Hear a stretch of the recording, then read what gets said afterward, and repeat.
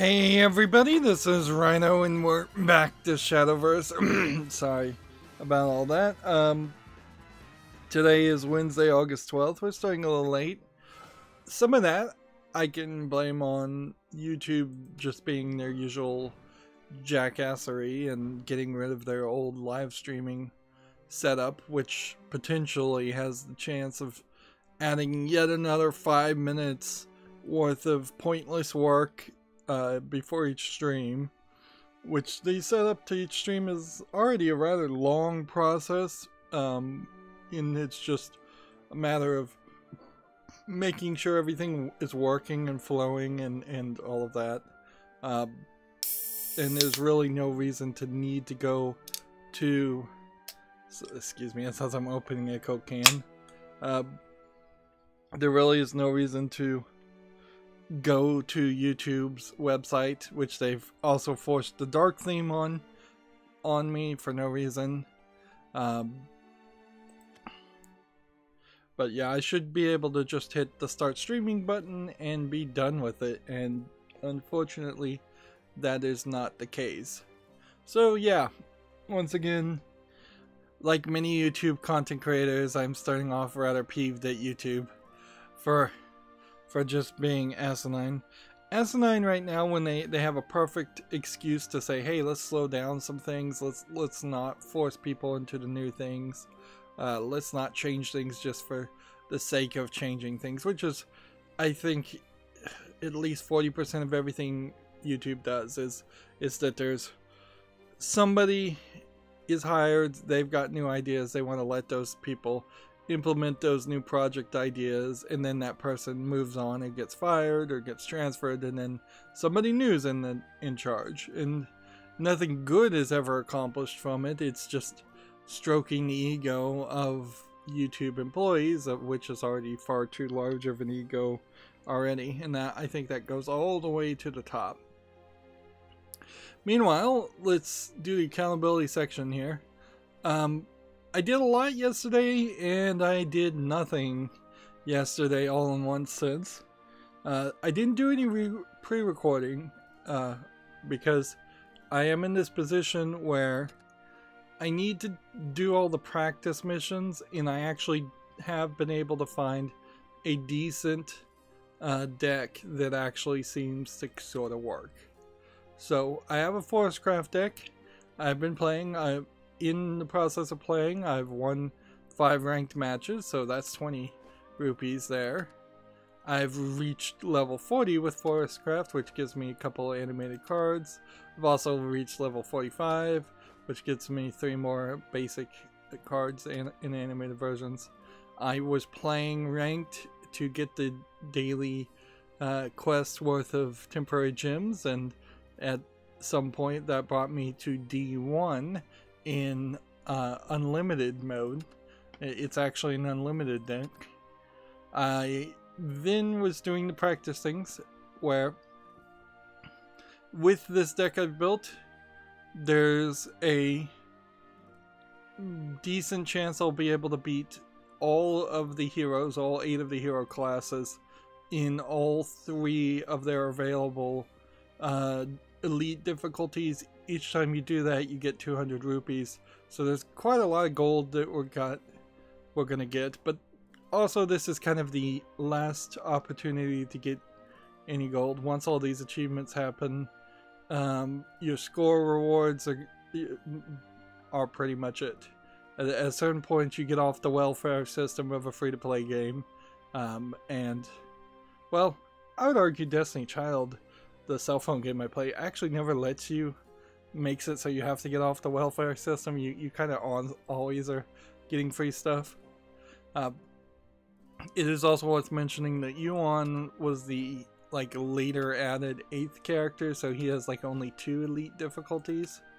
But I've beaten a lot of people on elite difficulty, and I'm going character by character, and I've beaten everybody that I've beaten on elite difficulty 2, with perhaps the exception of Isabel. I've beaten everybody that I've beaten on elite difficulty 1. on Elite Difficulty 3. The differences between these Elite difficulties are just actually what cards they use, and so it has more to do with, are you playing a deck that can beat more modern rotation decks versus are you playing a deck that can beat the original launch window of decks. So what we can see, while there are still some things left, quite a few things, like ranked matches as Forestcraft, plenty of that can happen. Ranked matches as all the other hero classes can happen. I'm about to reach level 50, which would give me one more animated basic card, and then after that point, like, I know the max is like 125, so probably to get the max here you have to get to level 100, and these animated basic cards really don't matter. If you could filter them out, it would be great. You get 20 rupees for winning 50 ranked matches, which really goes to show how few there are. And what I want to focus on today is not the Take 2 matches, but the Open 6 matches, because we now went up 2,000 gold, and I don't think in the new expansion opening 50 packs so much helps me as it would be helpful simply to just have more of what is in rotation, and that is what Open 6 will do. It will be a draft of the most recent expansions, and drafts are exactly what we're looking for here. As far as the practice, I'll still need to spend an extra day doing Urias, Eris, and Yuan, and that'll get me a few more things. And then I still need to do the private matches, which is not as efficiently run as I would like it to. Although I did learn one thing that was rather interesting about, here's a challenge ticket even, nice. We may not even have to spend any gold. In looking at the Shadowverse Reddit that then pointed to their Discord, there was kind of this RSS bot, and I haven't done anything with my own Discord that I set up on just a whim, so I set that up as a new thing. So I don't know if I even advertise my Discord. Frankly, it should probably be like a Patreon only perk, but I don't have any patrons, so that'd be kind of silly too. Here's your current emblem, and I just got a new emblem. This is the Shadowverse emblem, which is 5 dots at the top, 1 in the middle, and then 3, then 1. So what is different? Like, we have that emblem is new, and you get these fairly frequently.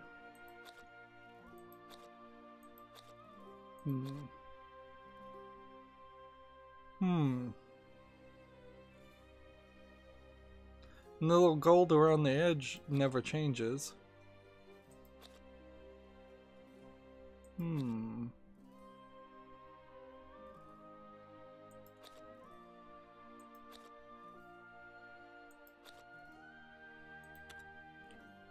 This is what we just got, Wave Crest Angler. Well, that's definitely not what they depicted. Well, that's weird. That's a weird system. You can see I am up to like 12 wins in Forestcraft now, and my unlimited score is at 1966. Meanwhile, I also have actually managed to get a victory in the Rebellion Cup here, so we should start with that after we do the pick 6. Alright. Open 6. Just to re-explain this, these are all the cards from the 4 latest sets. Now, rotation includes the 5 latest sets, but I imagine we are somewhere, I think I looked it up, I think we're probably somewhere around 3 months away from Fortune's Hand stopping from being the most recent set, and we'll get new cards at that point. And so this is a really good system to get me cards that will last me into at least the next expansion. Also, it gives you a deck of cards you don't get to keep called phantom cards, but if you win, you get to pick like one phantom card. Let's see, 4 wins gets you a gold card, 5 wins gets you a legendary card. So you get to pick, which might mean that the packs you're opening in Open 6 are different than the packs you open regularly, but I don't think that's really the case. Also, we would want to keep an eye out and see that our card pack points at the moment on this are at 55 for Fortune's Hand, and so we want to see if that goes up, because this is really where you would get this up to 400, is by doing Open 6. I'm kind of at the point even now, having opened 55 packs on Fortune's Hand. I have anything I'm likely to get without really wailing it. Let's see, we'll just show this. Like, the things that are missing in Fortune's Hand, or it would be harder to say things I don't have 3 copies of without doing an advanced search, but the things I'm missing are either silver cards or legendary cards, and I think they're pretty much all legendary cards.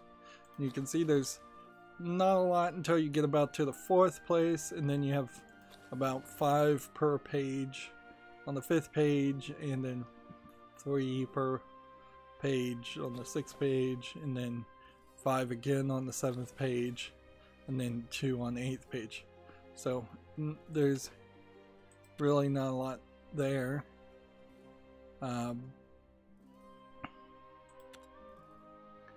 Let's see. I guess maybe I could star some cards as a system. That might be the best bet, but I don't even think that really makes a lot of sense, because that'd just be a lot of work if I was to go and star everything that I have less than 3 copies of. And at a certain point I'd have to ask myself, am I starring things that I don't have 3 animated copies of, or am I starring things that that I have actually have less than 3 copies? Alright, the one downplay on this, yeah, let's open this draw rates website. Says the draw rate for a legendary is 1.5%.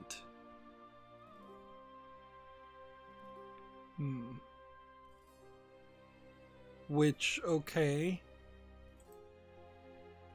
I'm gonna exit out here, and then I'm gonna go back to the shop. Notice that none of these are marked as new at this point. They've decided that's no longer it. Whereas, if I was to open, not Verdant Conflict, I don't know why it's keeping me on Verdant Conflict, other than maybe that was the last pack I opened. That probably was the last pack I opened. Alright.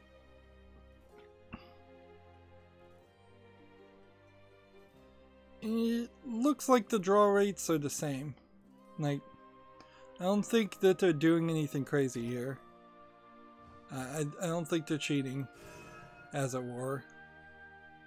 So Open 6 should be fine. It will use 4 tickets, or 600 gold, which apparently tickets are worth more than gold. They're worth, I guess, 125. Would that be the right? No, it would have to be somewhere around 130 gold each. Somewhere around that, a little less than that. Alright, well, we're gonna open like 2 Fortune's Hands packs, a World Uprooted pack, a Ultimate Coliseum pack, and a Verdant Conflict pack, and a Phantom card pack, which the Phantom card packs are the crazy ones. So, the way this works, let's see, let's click on these cards so we really know what we're getting. Here we have, I think you're guaranteed these, so you start off with a guaranteed legendary.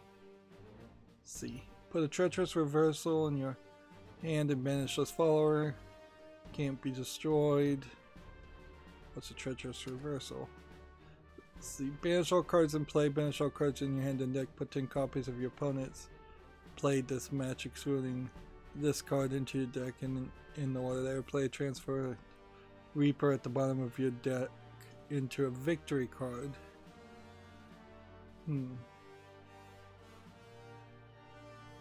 Interesting. So there is a Reaper at the bottom of people's decks.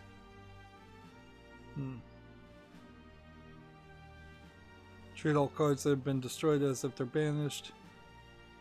Put copies of each card into your opponent's hand.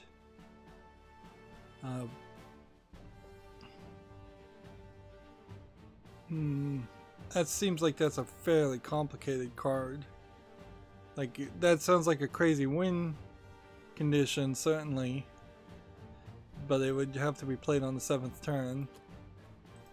And you also get Lionel Woodland Shadow, which deals 5 damage to an enemy leader for 1. I've been playing this card. I actually have this card already, so this is probably a bad one to play. It's actually very good because once it's evolved, it automatically evolves if you play it for 7. If you can defeat anybody that has less than 5 damage with its 5 damage to an enemy follower. And then whenever they play a new follower, it does 10 damage to them. That's pretty high. Whereas we could have Amelia the Silver Flash, which I don't think I have this card. But I'm definitely not in the point where I know what cards I have, so there's definitely a problem there. Put 2 different officers' followers in your deck, gain the ability to evolve for 0 points. Next time this follower takes damage, reduce the damage to 0. That's not terrible. And I don't think I have a ton of Swordcraft cards anyways. Which, that is where this does change things, is if I pick Swordcraft now, I am literally going to be given all Swordcraft or neutral cards. So, very quickly, if you preference just one style of gameplay, you can focus on that and get all the cards, or you can accidentally just end up with a lot of extra duplicates. I've also noticed that I wouldn't say half, but somewhere around 25% of all Swordcraft cards do have maids. So it is kind of this weird fantasy world where the maids are also sword carriers. But they're all like European maids by the looks of them. Elegance in action summons a heavy knight for each card drawn. We already have this though. I'm not sure. I don't have 3 copies of that, so that's probably a bad idea too. Here we have Shinobu Mausoleum Median. Deal 4 damage to enemy follower, then select if the selected follower has 4 defense or less. Before damage was dealt, deal 2 damage to all enemies. And it evolves to summon a Skullfather, which is a... I don't need to really click that, I can just look here. It's a 2 mana 2/1. Gives +1/+1 to 2 random followers. That's not too bad. I think we're going with Shadowcraft. And then here we have Friends Forever. Use play points equal to the discard's cost and play either Luna's game or Ania's Friendship Necromancy. Instead reanimate 4 and then reanimate 2, or and then reanimate 1 and restore 4 defense to your later and put a Fleeting Joy in your hand, which Luna's game is reanimate 4, 2, and 1, which that's a pretty late game card. This restores 4 defense to your field and puts a Fleeting Joy in your hand. And Fleeting Joy is until your next turn, the leader can't take more than 5 damage. Enhance 9, randomly put 4 Machina cards from your deck into your hand play. And then this is all based on the main story stuff. What summons Ania Amethyst Rebel?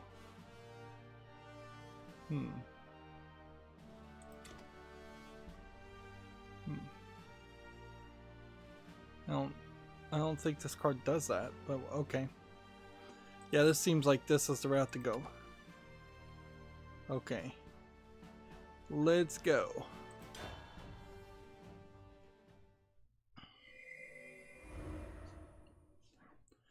So, I guess this is the Phantom Pack?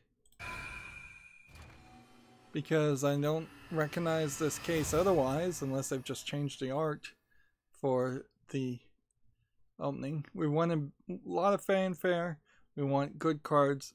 There is still a possibility in these pack openings, there's the same possibility that you will get legendaries. So getting legendaries here is still the #1 goal. Otherwise, we're gonna get, like, that was a terrible opening. Like, really major duplicates there. And I wonder if that's gonna be the consistency here, because there aren't that many cards per class in each expansion. And so a wiser person than me probably would have thought, oh wait, let's think about this a little bit better and think about what cards would actually be available to us from Fortune's Hand for the Shadowcraft expansion. Now at this point, I don't think I think this is the previous expansion, so these will be different cards, but that's absolutely what we wanted, and that is definitely something we didn't have. At the start of your turn, if you have more shadows than cards in your deck, invoke this card. There are definitely some ways to win very well with shadows, having massive amounts of shadows, 20, 30. See, this should be the expansion before that expansion. We got a couple gold, two copies of the same gold, hopefully. Like, ideally after this we won't have too many things that we end up liquefying. And then another gold. I imagine I have most of those cards. I think I do. Although I've been playing so many pre-built decks, it's very possible I just don't have the cards. And then this should be the Phantom cards.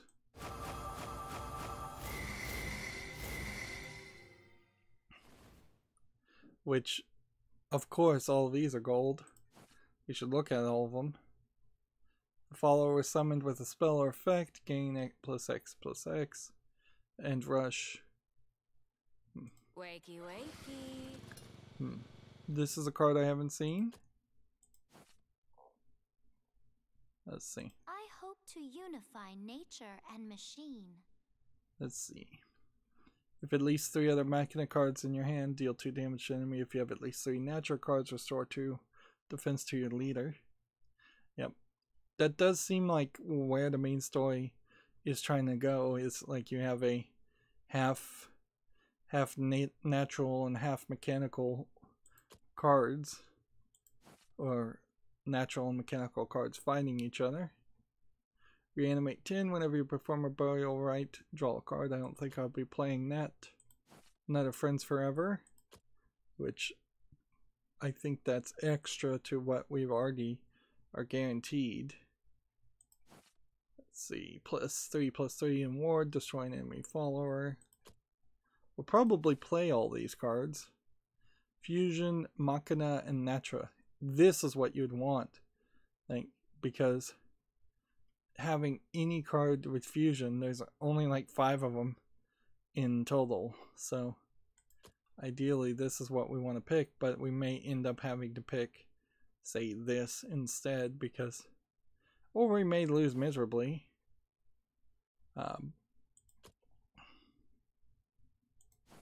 And this is the other one that was at the front, so maybe these two are the two that were guaranteed, so maybe we only actually had a random chance of opening these. Well, that kind of sucks. Alright, well, if that's the case, I'm not sure.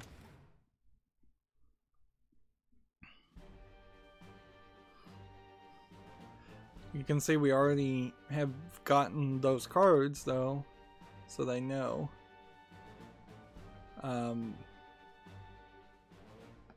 So as far as what was new, this was new, and the animated version of this, and the animated version of that is new. And I'm up to like 4 copies of this that I got just opening. And then World Uprooted, we had a new one here, and then those aren't new, and then this was new, and then those aren't new. Which isn't to say that some of these cards aren't filling in gaps. This is new, which is weird because I would have sworn I had that, but apparently the gold wasn't. And then the Phantom cards, none of those are being labeled as new because you don't get them yet. Okay. And that leaves you with 48 cards. So it's just going to become a question about what do we want to get rid of. 7.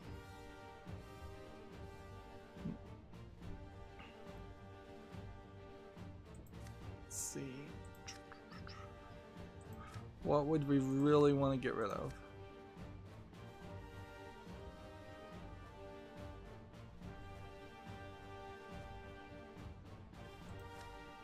Well, there's a thing here we can start with by just saying, hey, you can only have 3 cards in play. I think that's still a rule. It'd be very weird if it wasn't still a rule. So if I just go for that, it might not be a rule. It might be that if you have the luck to draft the same card over and over again and it turns out to be a very good card, you're more than welcome to play it. Let's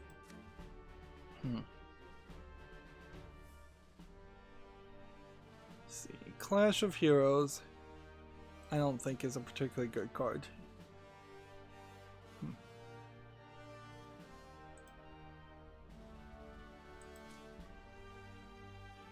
I don't think it's particularly useful. So then that will just leave us with 4 cards to think about getting rid of. And I think if we look, Burial Rites, probably not going to be useful because I don't think we have anything else with Burial Rite in the name. In the way it's summoned. No, there is some Burial Rite stuff. Let's get rid of that.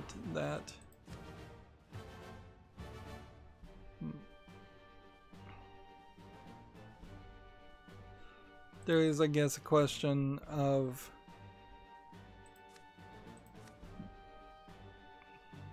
see. Get rid of that. There is a question, I guess, around how far I'm gonna get with this. I'll probably just lose. But honestly, there are some points in this game where it does seem like I've already solved,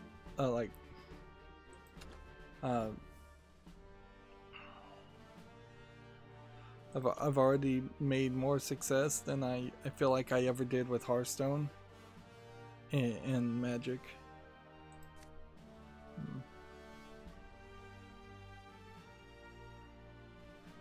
Need one more gone.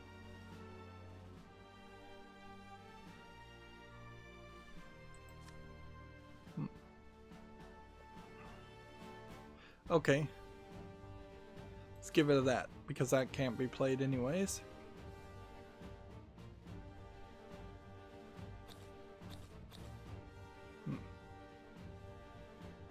Copies in the deck 3. Interesting. It's not stopping you from having more copies.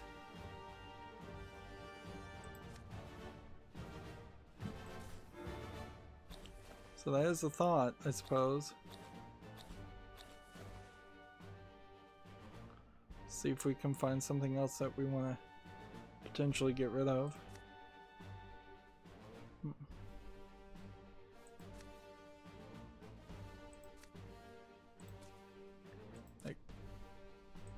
With my Forestcraft deck that is winning for me, there is a level of I don't want to sit here too long messing with this. It's not like I'm gonna be a genius on this on the first try. Background here, could only turn a simplified background on. Seems like you can edit your deck. Seems like we're as good as we're gonna get. I don't know if I explained what Discord RSS does. It takes my RSS feed that you get with YouTube. It's hard to find, but YouTube gives you an RSS feed and puts it in the Discord. So now whenever a video comes out on my YouTube channel, it'll put it into the general chat, which at least fills the general chat with some spam that way. Although technically spam is supposed to be off topic. Come on. Okay. No more crying. If anything, it's just going to lead to the 1 or 2 people that actually joined the Discord when I first set it up to leave it. And they probably have left it a long time ago. And it's not like I look at it. I don't know if Discord's even a thing anymore. It was kind of a flash in the pan. And, well, what'll be interesting here is to see if we're playing against other, like, Shadowcraft players only. Because that might balance things out more.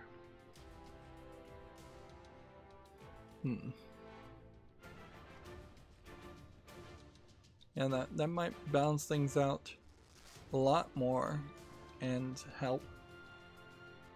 And we'll try and keep an eye on what these cards do.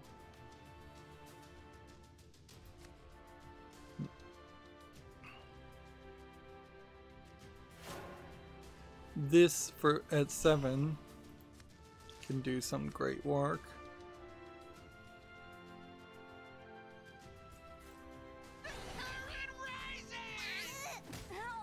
And we'll just see how this goes.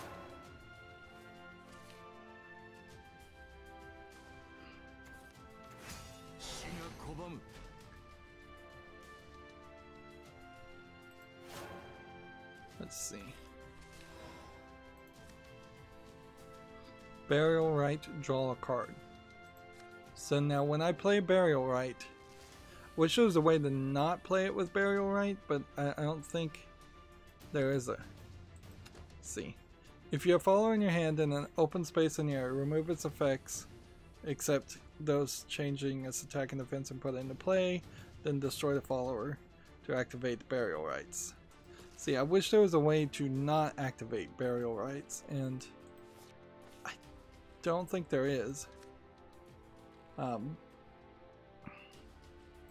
So, would I want to play this guy now? Or do I want to just put another person on the field?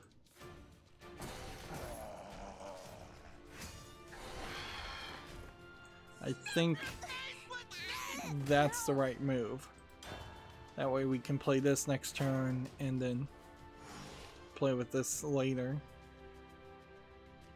Like, the only reason we would want to activate a burial rite is if we had a card that said whenever burial rite happens, something happens because of that.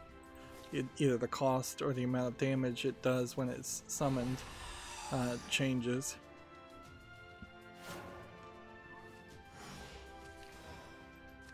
Okay. For 6, this will evolve.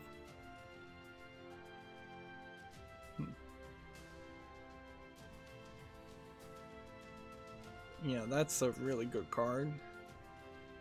I'm not going to have any necromancy at this point.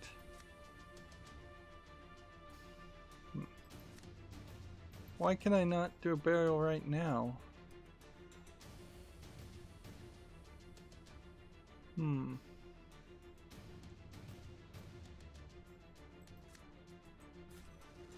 Oh, I can't do a burial right because there's not enough room. There we go. That was a smooth move.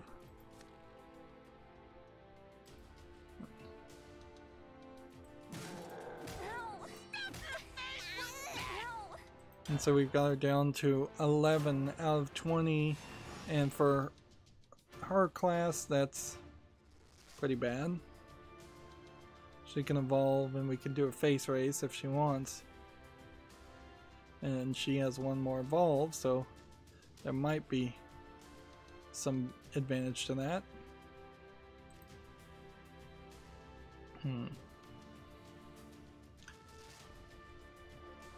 So yeah, is there anything else that we need to talk about as far as the catch up and as far as actually focusing on the game here? Because this is moving slightly slowly. I'll become Danseuse Étoile even if it kills me. Wait.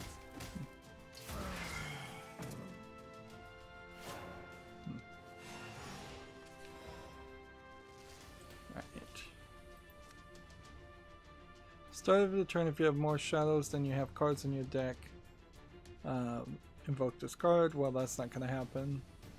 Once on each of your turn, when you perform necromancy, gain X shadows and recovers. Okay. So can I do necromancy anytime soon? Bane, evolve.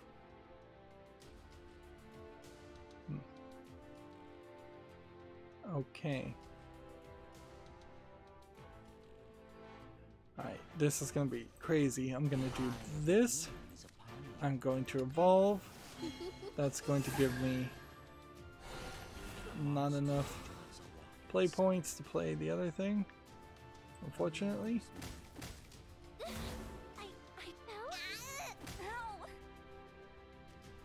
But that should set us up. We now have this effect once on each turn. When you play a follower with an original attack or defense of 1, give it Storm, which means if I play something that then has a attack of like 5-1, the 1 defense would still let it attack on the first try. Meanwhile, this is also playable.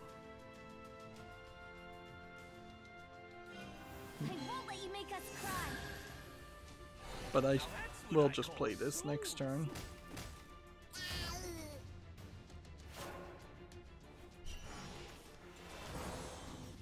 Alright, there is a problem here. Certainly. If an enemy follower has 2 defense or less, which it doesn't.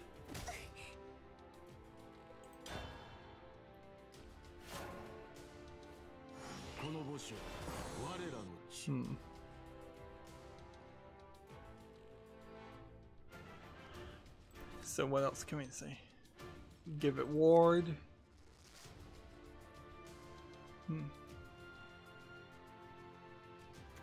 Happy Undeath Day!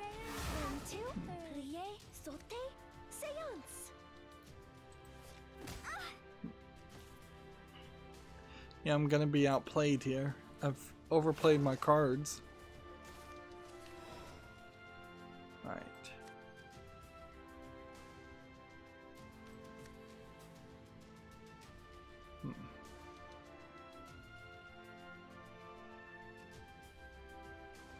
So this, and then this, and then this,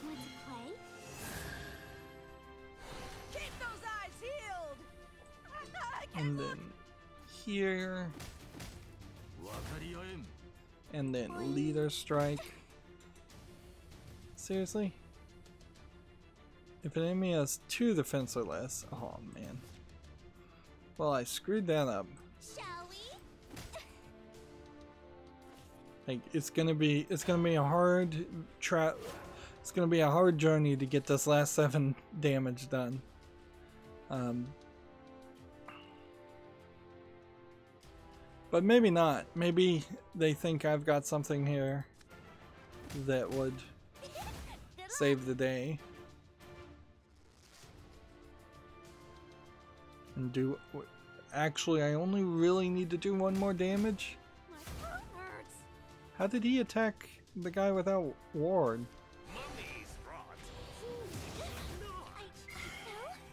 Like, I hate that it locks you into the overlay until it's your turn. Like, clearly they need to adjust that. You're mean.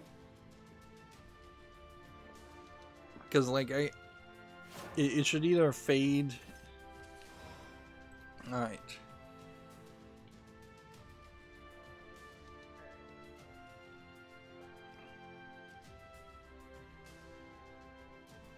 Let's do this.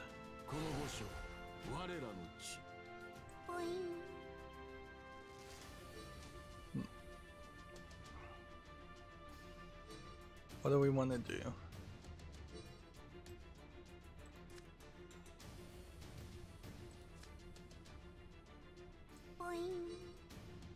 Just, I think that's what we want to do.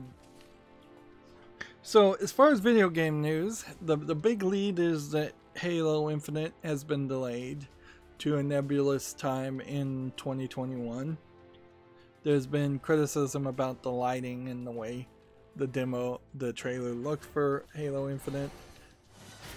There is a bit of talk about perhaps the multiplayer, which was going to be free to play anyways, still being on schedule, or perhaps never being on the same schedule as Halo Infinite's main story. So that might be the case. Let's see.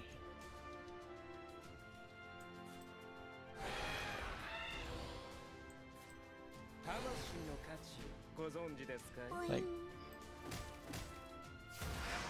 I don't understand why this card that has a ward seems to not be acting as a blocker.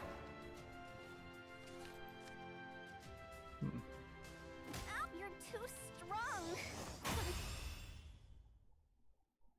Yeah, I'm very confused why that played that way. They were able to avoid my character with ward multiple times, and they really need to fix this part where...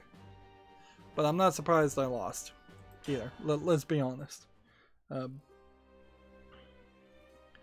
Of the cards I got, I think I probably did about as good as I could. I think when you do drafts in general, you do tend to have a a very random outcome. And that's not really the best reason to do a draft. Compared to a Magic the Gathering draft, though, it doesn't seem like you're really opening draft packs and comparing those draft packs.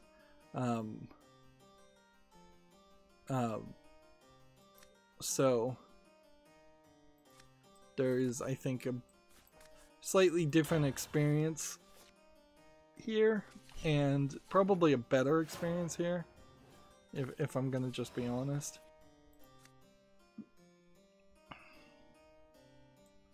Yeah.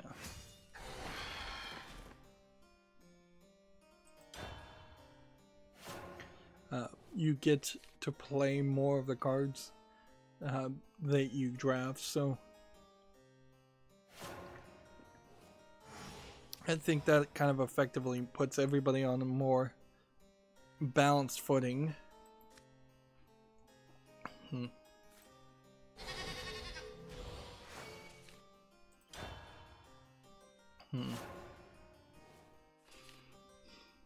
It's questionable whether I should play this card or not play it and save up a slot. So yeah, OpenCritic has the article, Halo Infinite has been delayed to 2021. Not really a lot to say there. Like, I think almost every video game fan out there, even if you're not a super fan of playing Halo games, probably still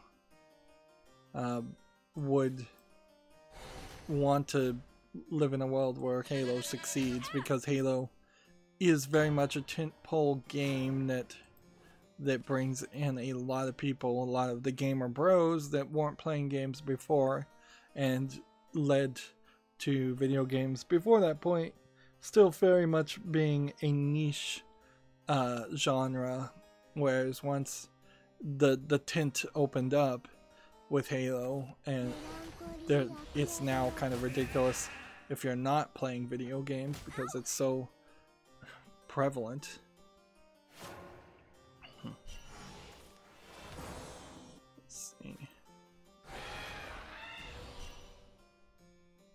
Stuff your face with this! Is there a reason to evolve? Stuff your face with this! More and more, and that's the thing you need to ask yourself. Evolving also is very consistent. Like, it seems like every time you evolve, you get +2, +2 to whatever the base attack is. And if you evolve wisely, it'll also give you some ability or re-trigger an ability. If you evolve poorly, you'll end up simply just getting a stronger character. And since you're limited on the number of evolves, you could easily have seen them originally thinking, oh, we'll just have it where you can spend like 10 play points to evolve, or 4 play points or 2 play points to evolve, and you could just do it non-stop. And they chose not to go that route, and I think that's a very wise move.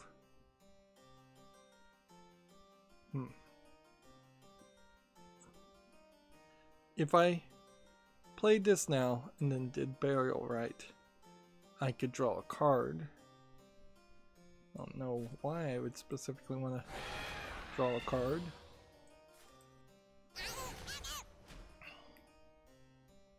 What? Oh, this only happens when a Natrian tree is destroyed. I wasn't paying enough attention. Okay. So pretty much this won't ever get its activated ability activated. Gematsu has a job listing for Robot Entertainment as a senior VFX artist. This is in Plano, Texas, which this is the developer of the Orcs Must Die series, which I would say the Orcs Must Die series hasn't been amazingly successful. Plano is probably, I think, 2 to 4 hours away from Frisco, Texas, where Gearbox is. So it's not like they're side by side, but there is kind of a general north of the Dallas-Fort Worth metroplex area where gaming companies tend to exist. Alright, evolve. Free evolve to smash. And then go ahead and smash again. And then attack here and attack here. Of course, these will restore 2 defenses every turn until overflow is activated. So you generally, when you're playing this class, you want to play Dragon's Nest as early as possible to just kind of keep you alive for the first 6 or 7 turns. See, overflow is when you have 7 play points, play orbs. Let's see. Burial Rite. This is our top tier card.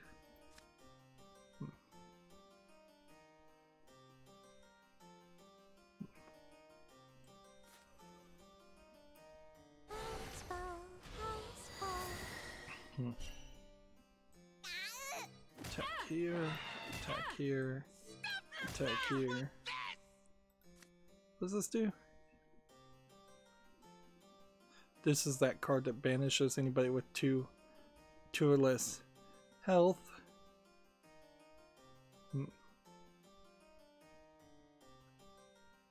So, okay.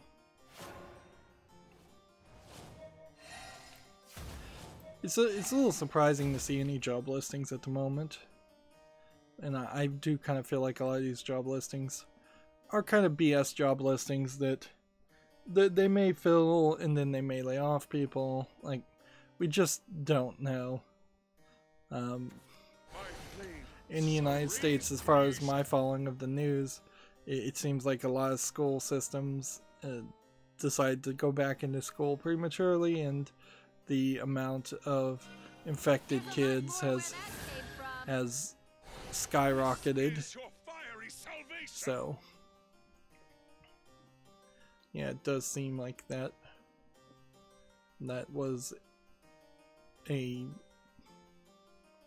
mistake. And I saw some interesting hot take memes, certainly, about how a lot of schools have been notorious about having draconian outfit regulations, and on top of the ones that literally just have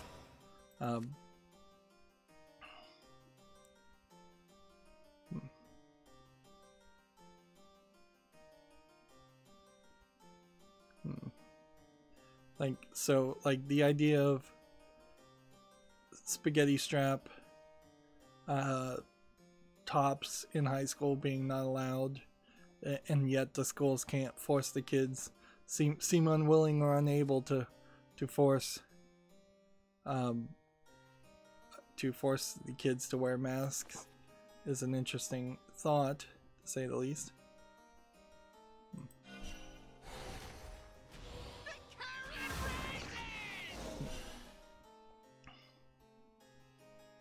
So, alright.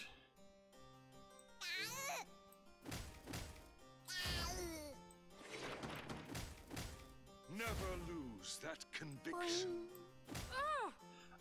The other one was like skirt length. Certainly too. There's other rules, like boys can't have long hair. I saw one in London, boys can't wear shorts, yet girls can wear skirts. So all the boys in London or in England somewhere decided to wear skirts themselves because they were tired of hot summers and long pants. It definitely, I think, more than being a well thought out argument, does just make an interesting point of where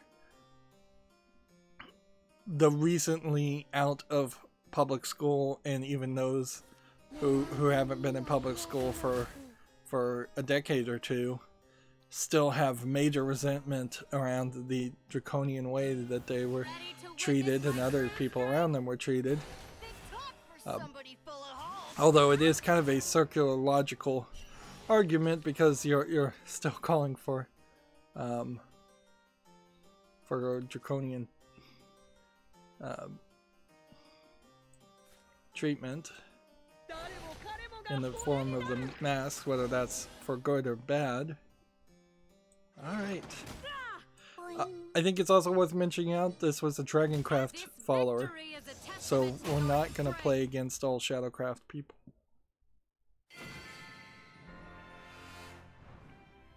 I did it!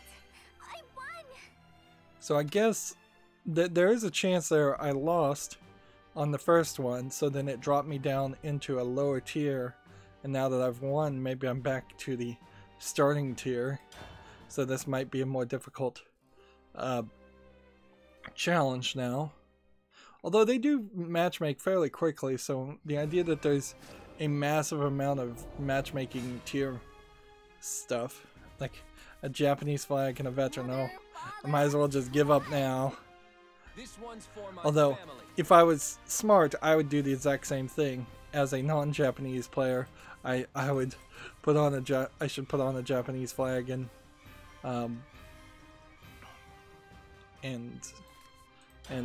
use the veteran flair if I even have it. I've also noticed that a lot of sleeves and things are not available. Like here we have a cup noodle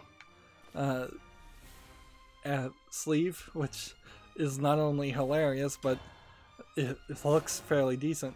I'd say the Code Geass card sleeve actually looks pretty bad because it blends in with the background fairly badly. Alright. Well, this won't invoke, so I've seen them. yeah, it seems like there's been a lot of crossovers and a lot of advertisements, a lot of free stuff that new players are just not going to be able to be involved with. But even at that, it is nice to see variety here. Whereas in Magic the Gathering Arena, you kind of never saw anybody with interesting different card sleeves. It was very much felt like Magic was such a traditional product anyways that you should have that classic card back that never changes, because that's certainly probably what you're gonna see. Let's see,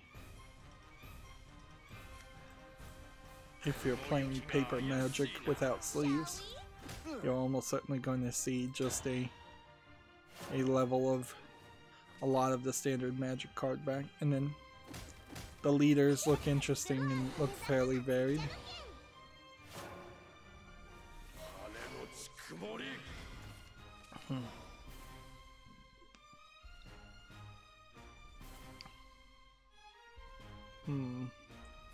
Well, this is buying me time. Can't complain too much about that.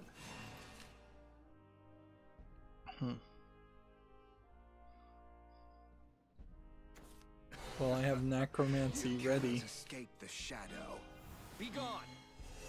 He's gonna try and play Shadow Corrosion, but he hasn't played any. Nature cards. Alright.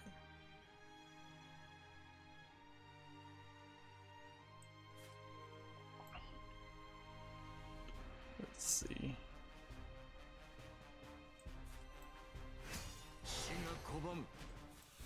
Mummies brought.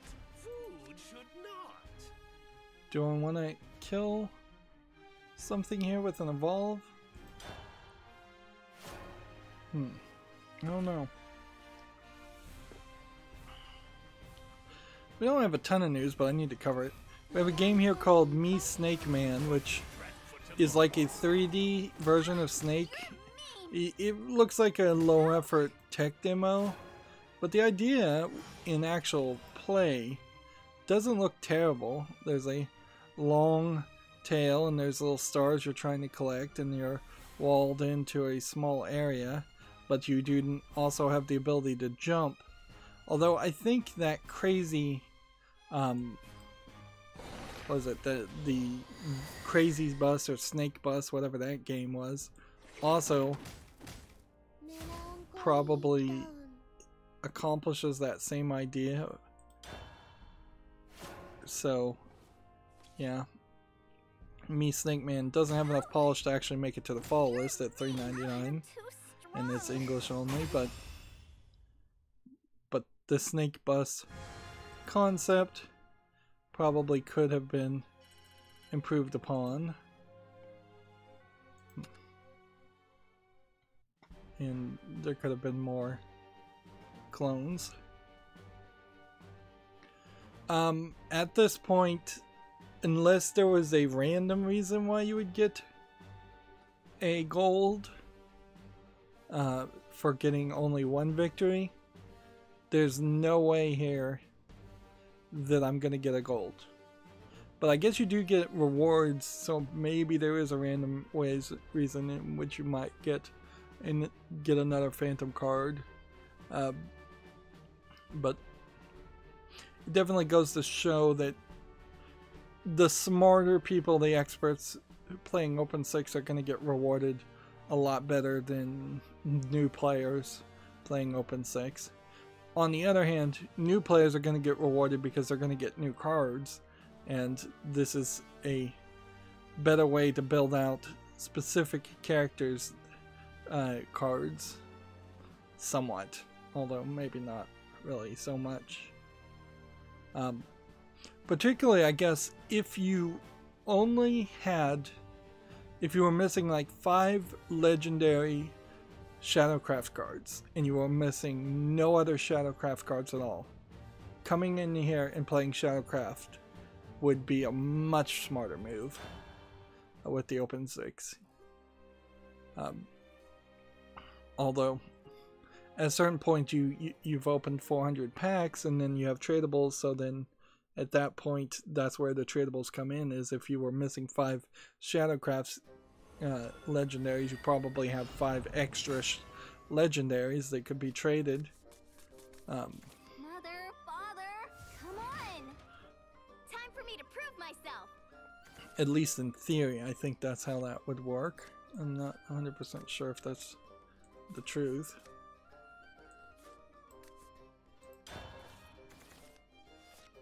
Next we have a game on Steam here called The Tragedy of Loneliness, which looks like it's a half RPG maker game and half visual novel, and you can kind of tell that this is either animated with a very unique art style or just badly drawn. And I would say it's probably badly drawn because this does not seem to really match this art style, which does not seem to really match this art style. This is $5.24. It's English and Turkish, which I don't know why we're marketing visual novels to Turkish players, but it seems to be the case. And I guess I was not wrong about when I said there isn't a lot of news today, because I can already see the beginning of the end. It seems like that is going to be kind of a consistent issue.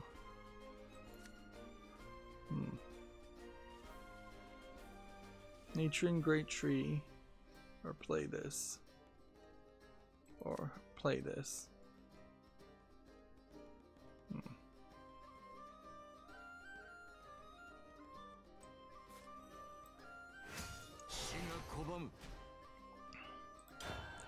I think that's the right move.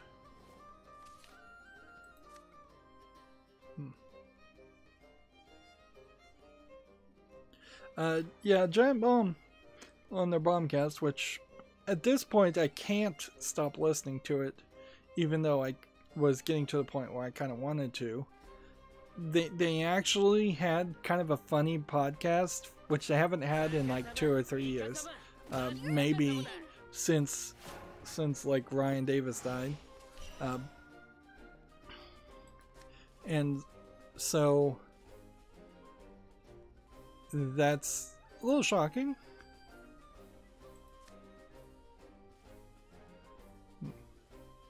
2 nature cards. Play this. Save 5. It Yeah, tastes do this. better than it looks. Wow, this is a natural card. Didn't realize that. Wow, I probably should play this and see how this fusion works, since I have a high chance of not getting that card and not knowing how it works, even after having opportunities to play it.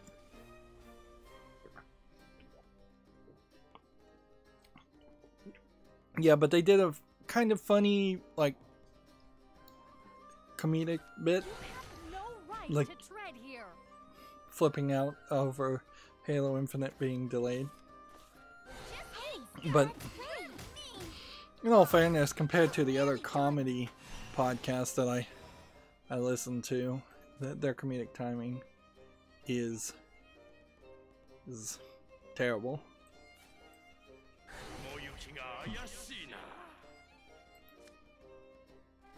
Let's see.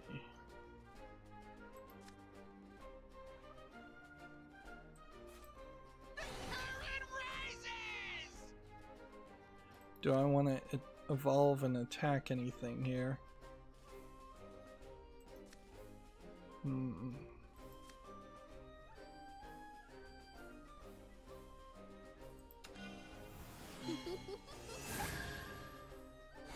Vegetables, behold your king! Let's see. Stuff your face with this! 釣られて逆さま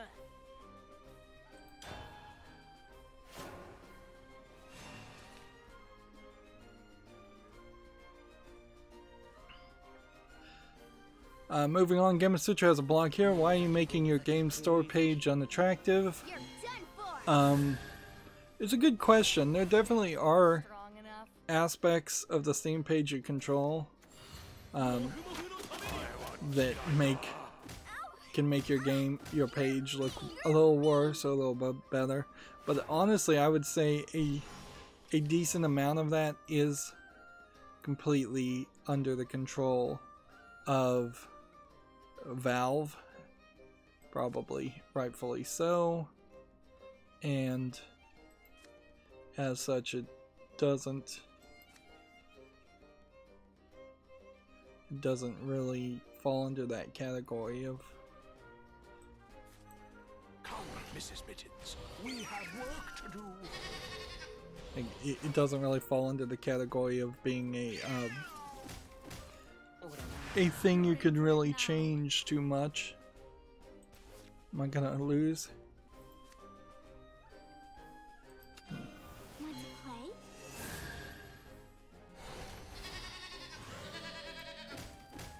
Even should I fall. Alright.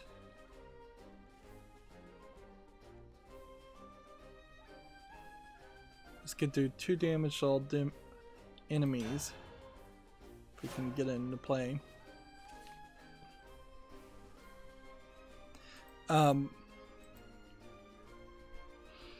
There definitely are people who put games on Steam that are simply just putting like hardcore porn screenshots that one assumes are representative of what's actually in the game, but aren't actually very representative of what the gameplay is or the quality of the game, and are trying to attract that way. And that's probably some of the more typical bad ways in which those are done. Let's see. Recover 1 evolve point.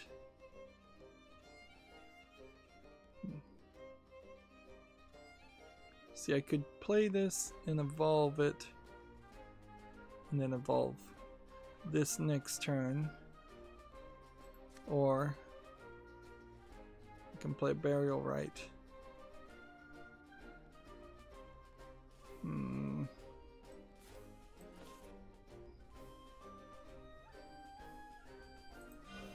Happy Undeath Day! Okay. I'll show you. When life gets boring, the living get frolic with the spirits. Aw, beans.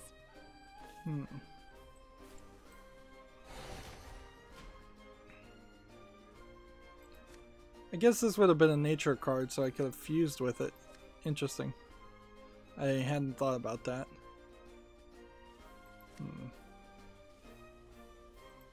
Well, this will Union Burst next turn and potentially win or turn the tide for me.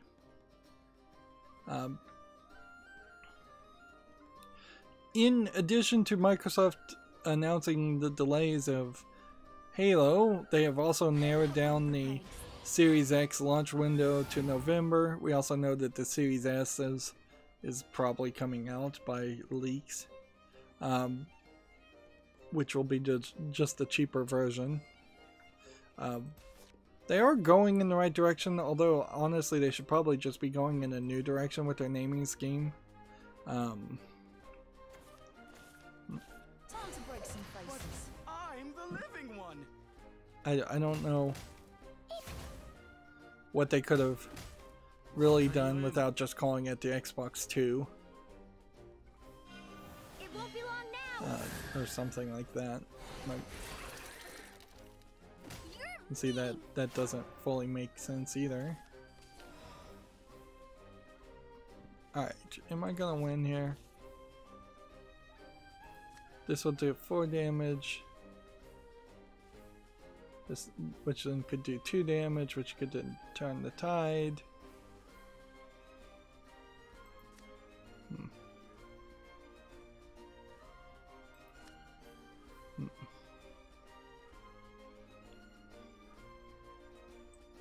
Let's see.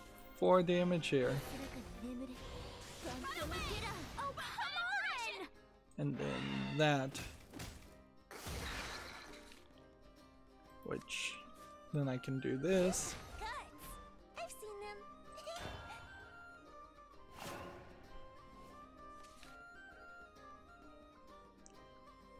But all he needs to do is 2 damage, and a Forestcraft character with 5 cards probably has a high chance of being able to do 5 damage. Good luck. Alright, let's try this. Deal X damage.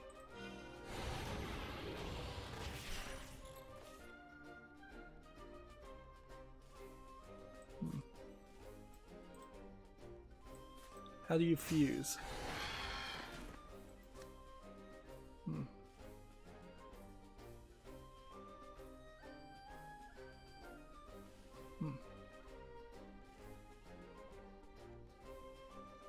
Like, how do you fuse a card in your hand?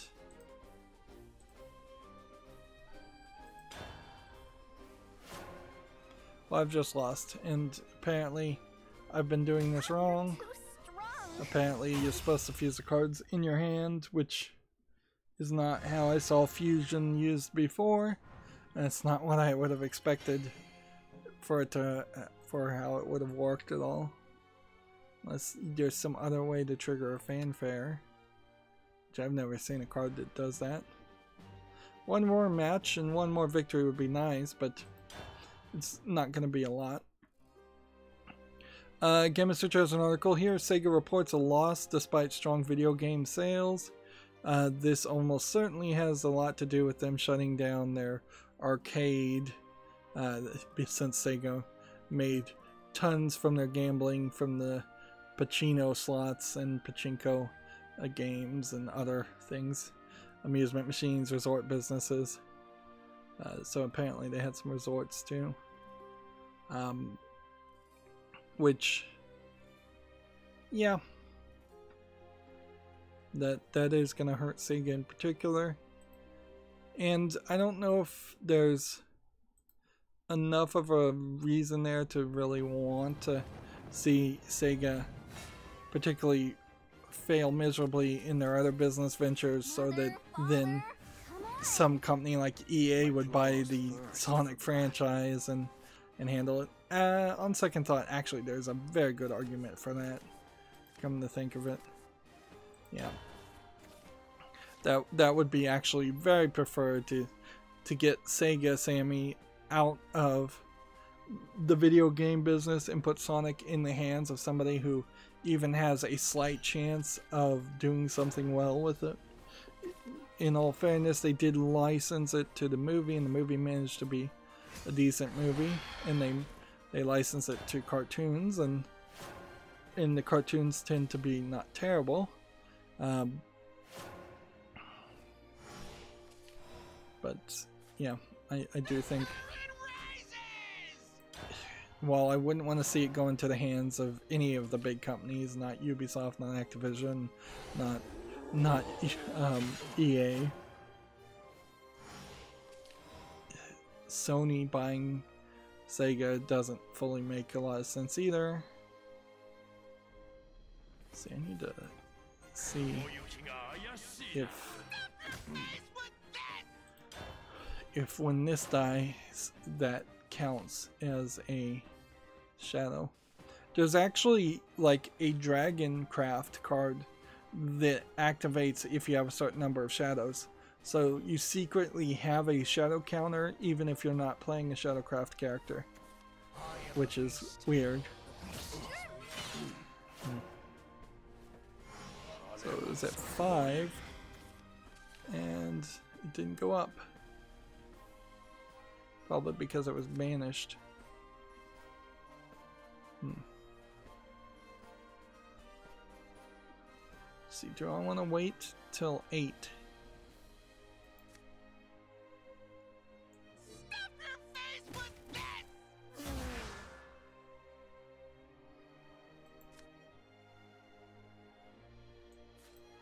The eye of the demon is upon you. Next we have a game on Steam here called Mecha Destruction, which looks like it's not visually polished enough. It has a very foggy appearance to it, haziness.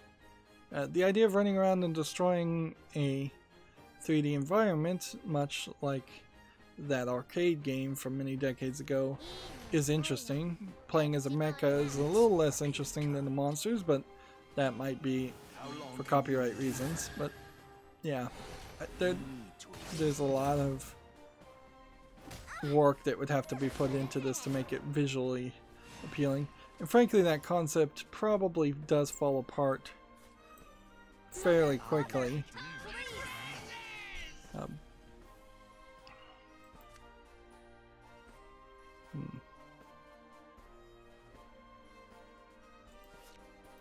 see.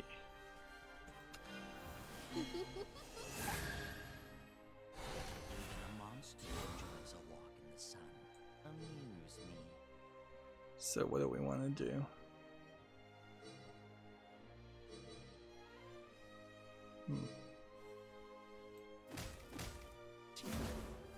Forgive me. Mecha Destruction is $4.99. It's English only. Unfortunately, just not visually polished enough to make it to the follow list. Yeah, we are starting to getting to the point where these streams are... There's so few games getting announced that there's not even anything that needs to be considered, which is nice because that means more focus can be put into actually playing the game. What does this do?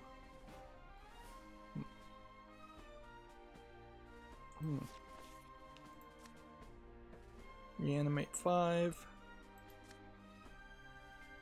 Yeah, let's do that. Barrel right. Happy Undeath Day!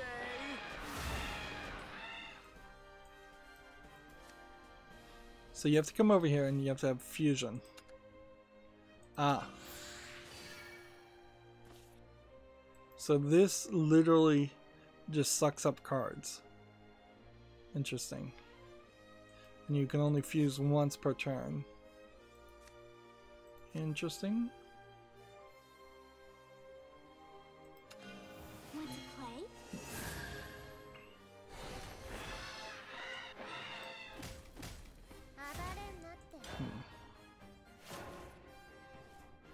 And I destroyed that card because it was going to restore 2 health to him.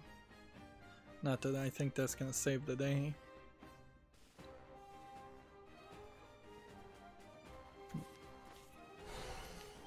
But I'm the living one.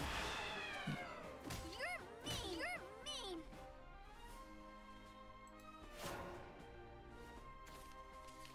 Alright, so here, apparently I can't fuse anything, but I could do this to summon a zombie, and I can do this to draw a card. So let's do that, What do you think you're doing? and that. 魂の価値をご存知ですか? Can this fuse? No. So all he has to do is evolve one and I've lost. That was bad. I should have played this. But I'd only fused once.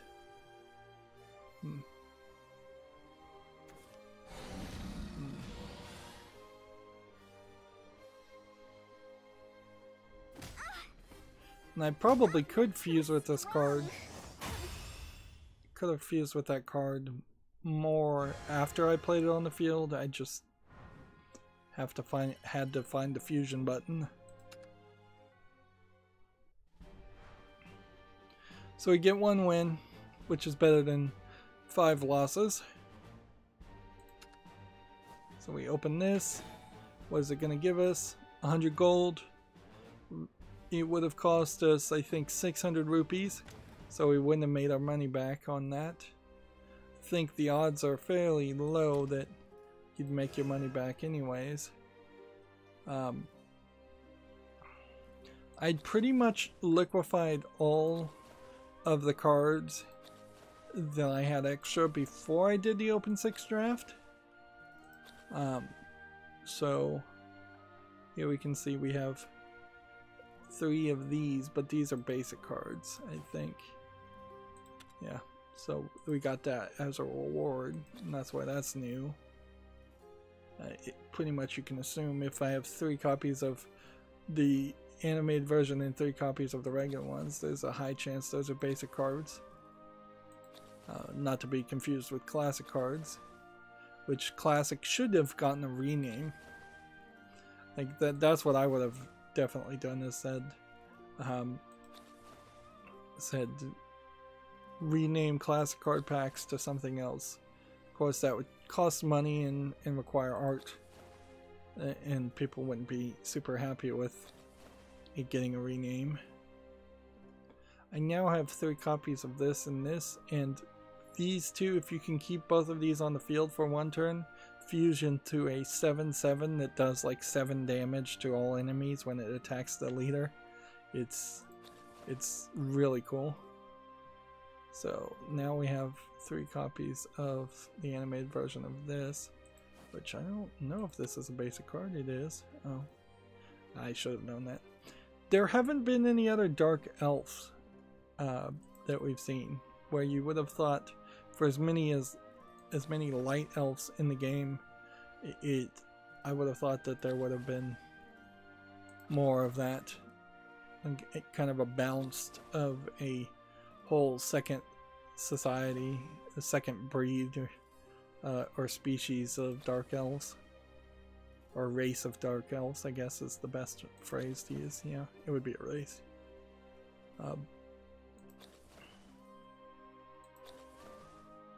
We didn't go through any rigmarole as far as getting to pick a phantom card, because we didn't win, unfortunately.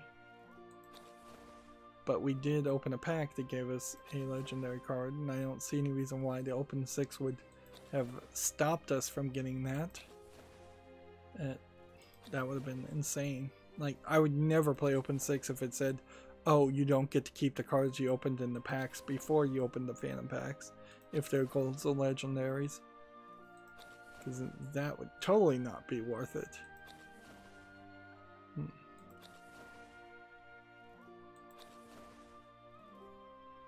Let's see.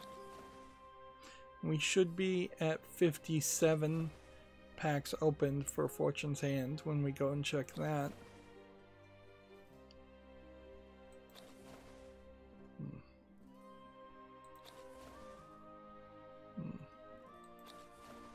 I think what we'll do today also is we'll skip playing the arena, because the arena cards that I have are not very good, and I'll probably just lose there.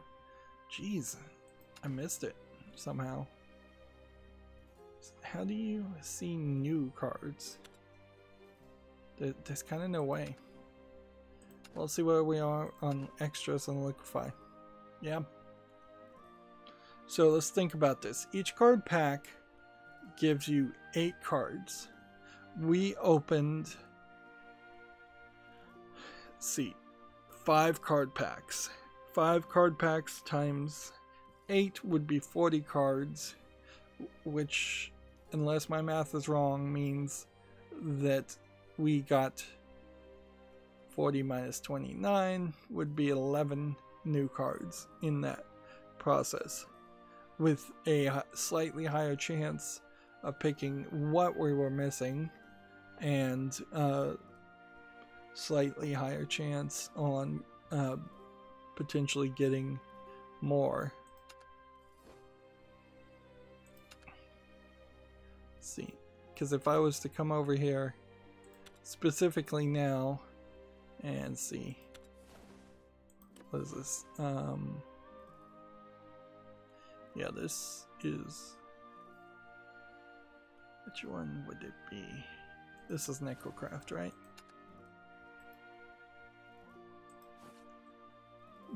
Shadowcraft, yeah. If we go over here and go into create mode and look at just in rotation Shadowcraft cards, you can see we're missing 1, 2. Well, nope, there's, we have to start at the first if we were going to do this.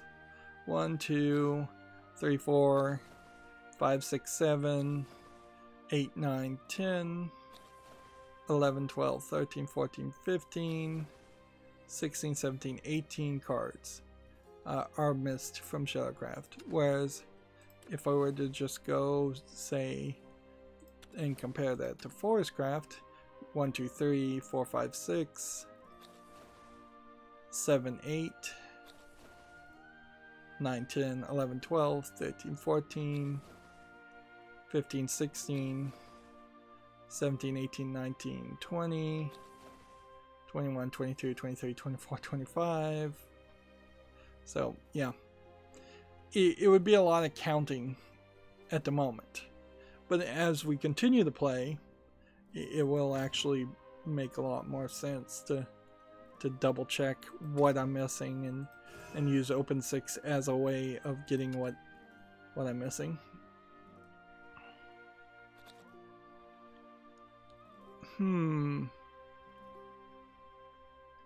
But then you don't get card pack bonuses. Interesting. So I guess it's take your pick. That's an odd situation, certainly, because that didn't move up the number any.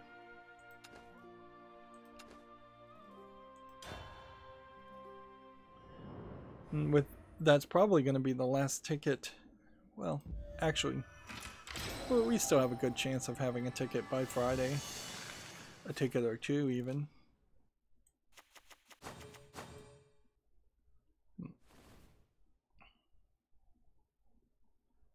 So, I don't think that there's anything here that's not new. That's 8 cards.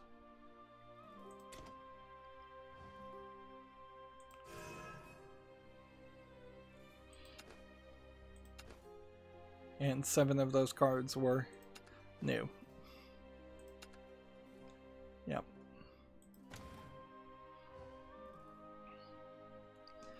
This is where I think the ultimate greediness of Shadowverse and collectible card games shows its face. It's hidden very well, but it is there as far as the 1.5% chance of getting a victory,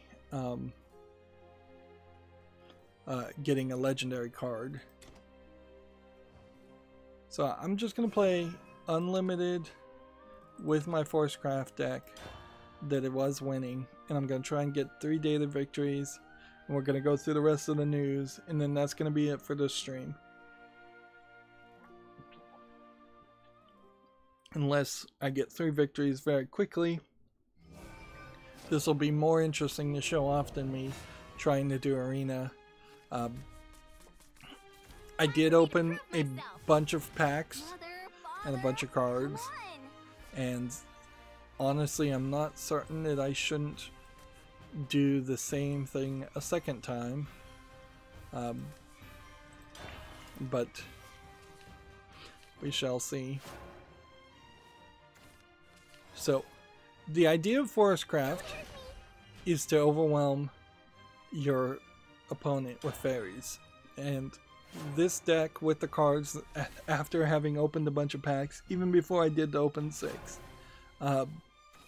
left me in a very nice situation where I can very often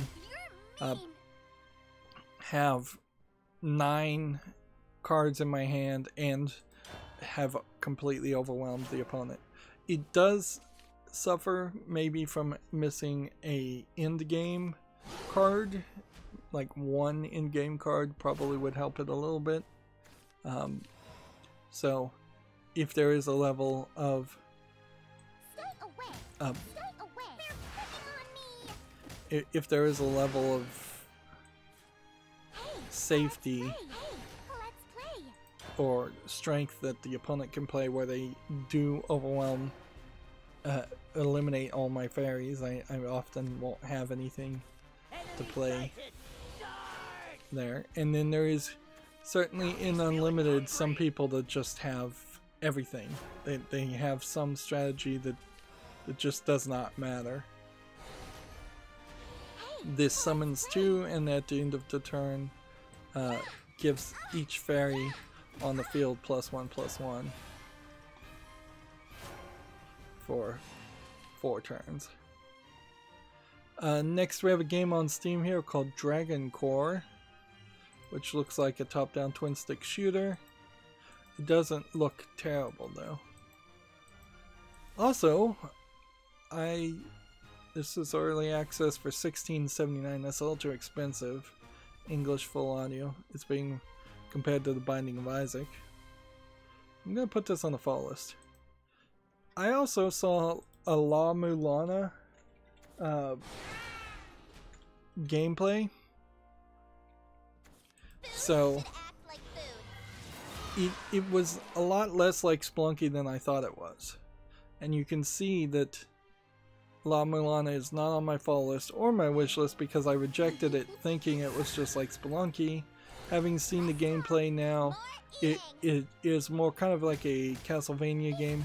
I think the main thing that I would mention is it has a health bar instead of just taking hearts. So I've decided to turn around on that thought, and I'm going to put La Mulana 1 on my wish list and try it out, and that very well may point me towards playing La Mulana 2.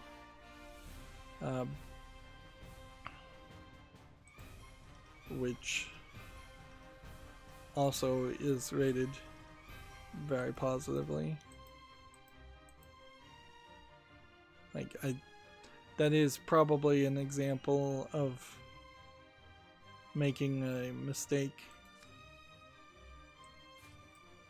and missing potentially a hidden gem, which we haven't seen a lot of examples of that. Fairies, don't push. Help me, fairies. I'm stuffed. Hey, So you want to keep fairies on the field for this.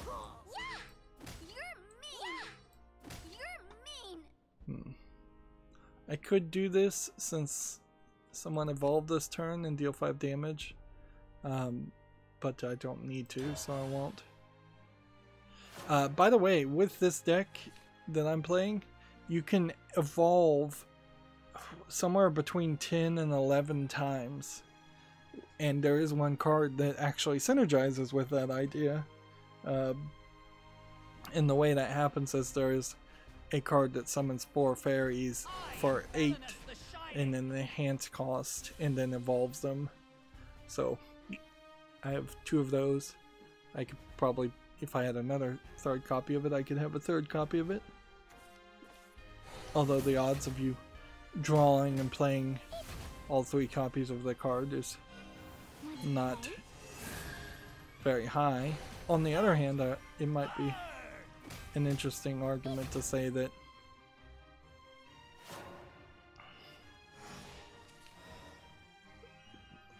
yeah, 3 most leftmost cards.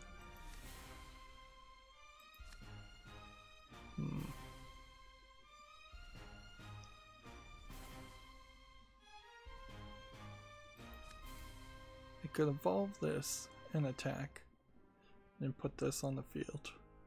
Or I can put this on the field after evolving it and attack. I think what I want to do, something like this. Bad people are evil. Stay away. Decay and shine. And then the trick here is you want to play from the right side. Let's play.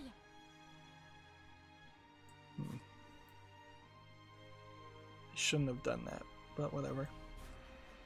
We'll do this. Hey, let's play. Yeah, you're mean. I've also noticed that there's no control of what cards are in your hand. They don't move. The leftmost is going to be the oldest card, and what same is true for what you play on the field. There are not really any cards that synergize so much around cards to the left of you or to the right of you. Hearthstone introduced that very late into its development, even though you pretty much could always have moved cards to the left or right. For as much entertainment and concepts, gameplay concepts they got out of it, they probably spent a ton of time programming to make sure that happened. I'll show you. I haven't let loose lately.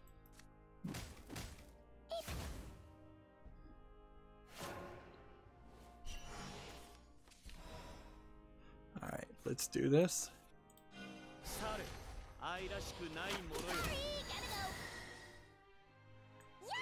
So this is the guy that first character they play every turn, as long as he's on the field, is going to get 10 damage to it.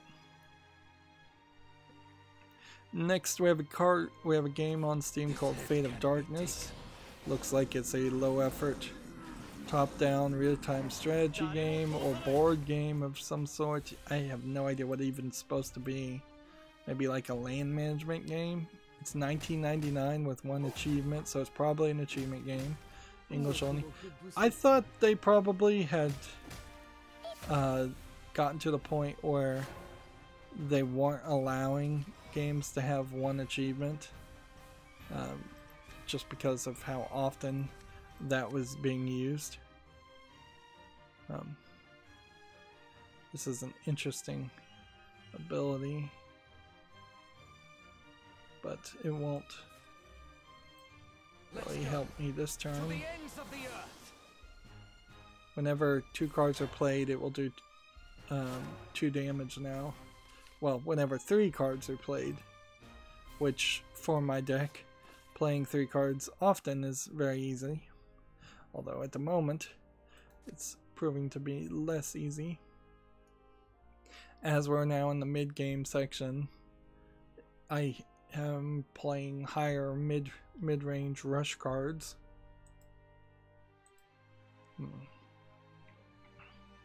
Next we have a game called Combat Helicopter Surgical Strike.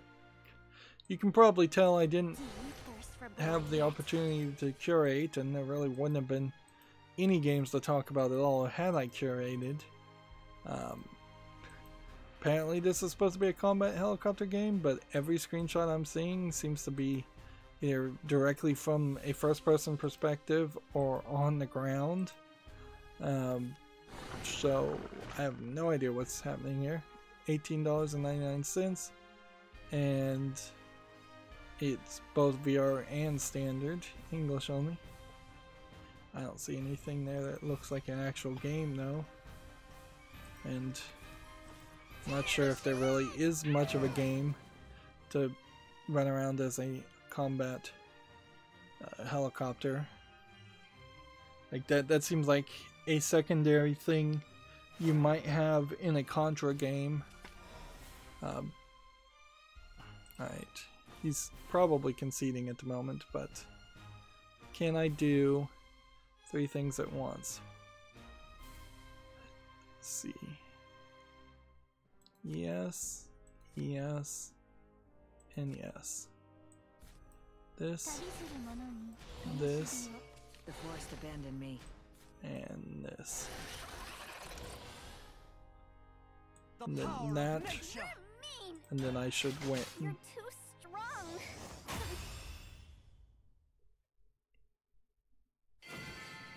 They don't really put anywhere, Did it!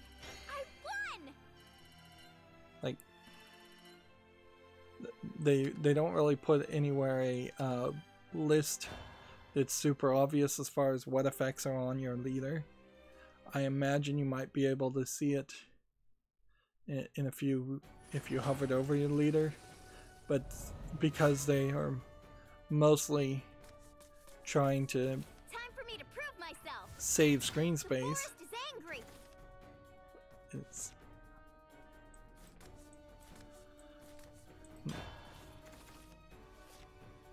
I've been playing with this deck quite a lot and making little tweaks, and that's why I know I actually have cards and actually have a chance of success. And this one will crystallize and give you a fairy. Take that!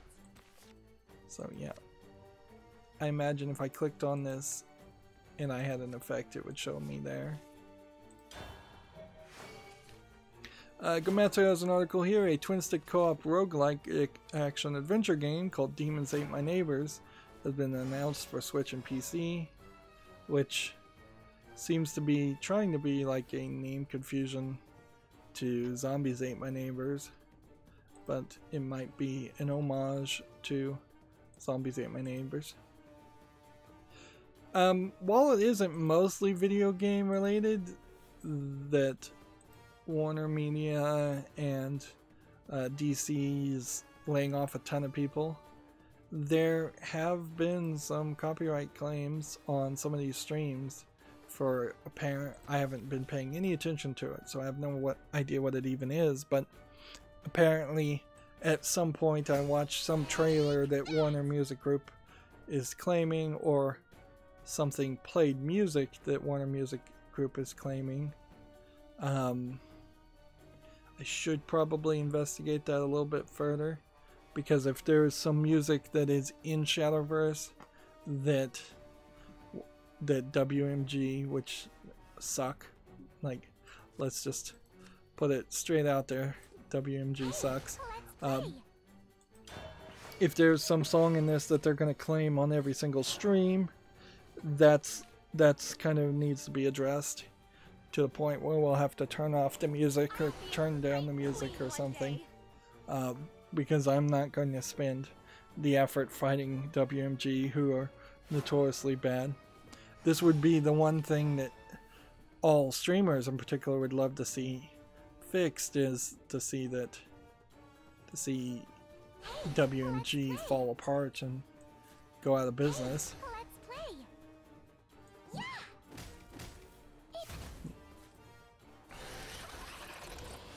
That would be greatly appreciated, I think, by most people, including even people who do business with WMG in the form of artists.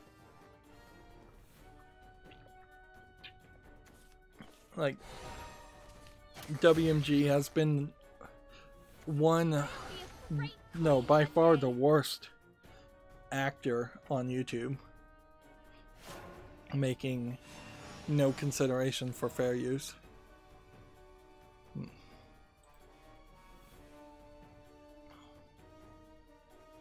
I never played Zombies Ate My Neighbors, but I definitely know people enjoyed it, so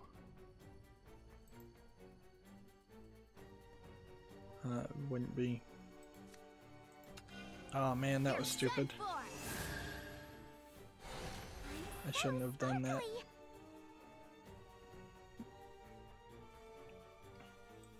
Should not have done that.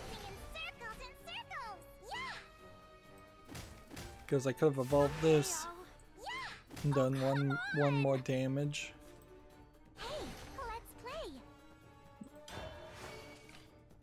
Here's Demons Ate My Neighbors on Steam, which I'll put it on the fall list even though it's not out yet. Yeah.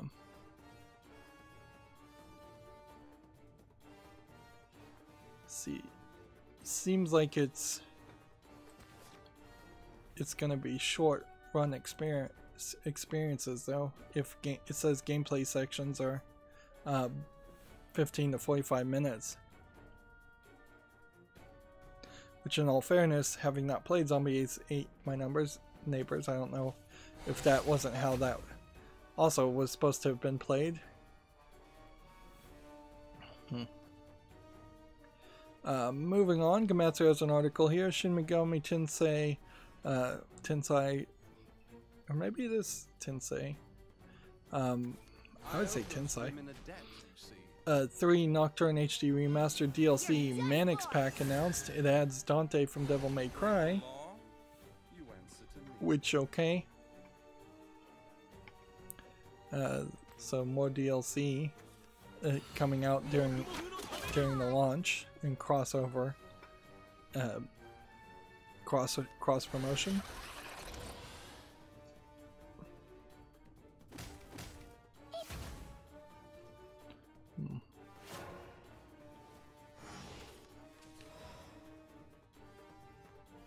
Alright. What does this do? Whenever someone evolves, oh, we can't play that right now. So I'll play this, and then this, and then this, and then this, and then I could evolve this even bigger. It won't be long now. Then we should look at the last words. Puts a card in his hand, so we might as well not do that. And do that. Gematsu has an article here, Disease Hidden Object, just coming to PC August 27th. Which, it is quite scraping the bottom of the barrel, frankly, if Gematsu is announcing hidden object games. Apparently this came out on the eShop in July 2018. Let's see. I don't know what to really expect from a hidden object game, though it's just going to be like so many other hidden object games. There's just going to be scenes. It seems like it's more of a horrific type game. Maybe more hidden object-y. Actually, it seems kind of simple. Seems like there isn't a ton of hidden object things anyways. So, seems like it could be particularly a short experience. Okay, this would be 5. So this should do. Cassiopeia does damage, but 1 damage for every card in your hand. So that's a nice mid-game to early game board clear. Plus it synergizes with having fairly high number of cards in your hand, which there's definitely a lot of stuff there that runs into issues. Let's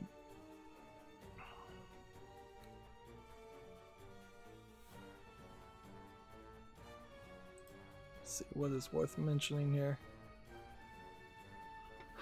PAX has gone digital and they have a YouTube channel.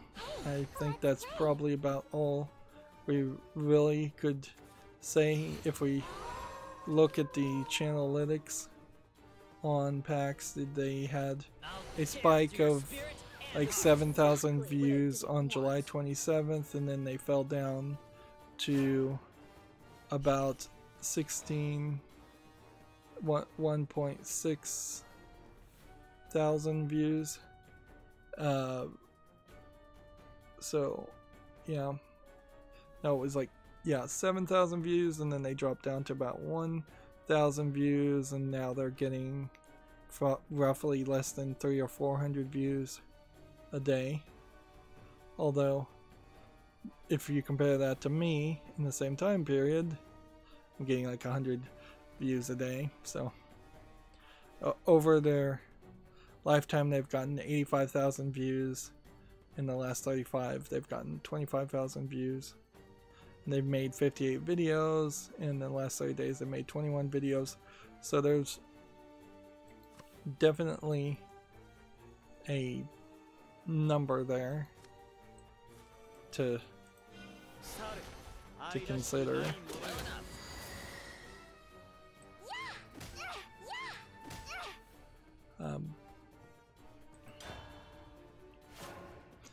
I think PAX in particular has a rough challenge going digital and having a YouTube channel and trying to have trying to make that a digital experience, much in the same way as the sci-fi cons like Comic-Con and such are going to have a hard time convincing people to watch videos for advertisements and presentations versus people just getting their news in a more abbreviated, abridged format. Here's the late game card that I have. It just changes the maximum defense to 6, so it can do massive amounts of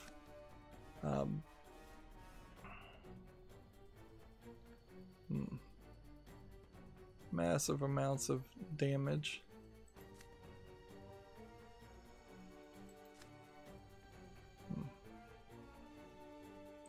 I'm gonna do this, and I'm gonna do this, and then I'm gonna do this, and then I'm going to evolve this so the Okami can attack. Then I'm gonna do this, and I'm gonna do this, so that will force them to waste their evolve to defeat this. Otherwise this can win with this. And on the 10th turn, Let's go to the ends of the earth. Twitter popped up a thing where apparently they're changing the setup of who can reply to your tweets, which effectively feels like they are trying to change the way Twitter works in general. Twitter has been, for most people, a public broadcast, and now they are introducing features, I guess, where you can public broadcast but then also blacklist people. And I'm imagining the people that use blacklists will immediately use something like this to do as much. They'll probably immediately use it to do as much possible blocking and Let's play. destruction and censorship of Oh, come on. conversation. Ow! If this plays right, all the damage I'm doing right now kind of doesn't matter, but you want to look like you're trying, and you want to have a backup plan in case he does have he does have some strategy.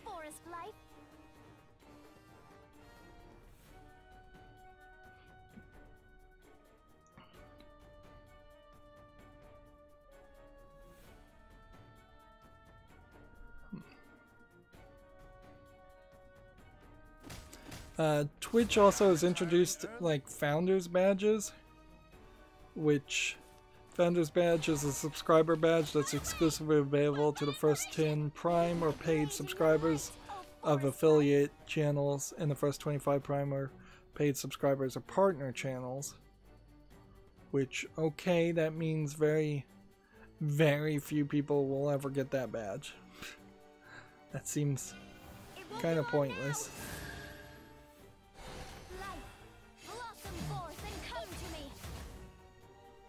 Ouch.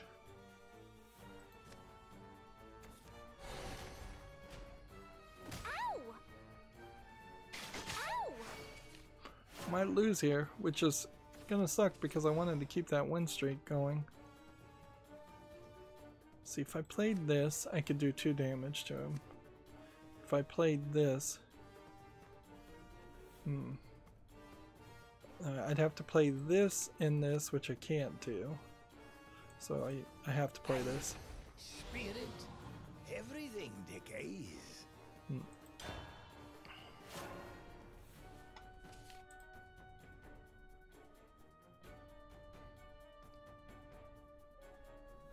Yeah. That's gonna be a challenge for them.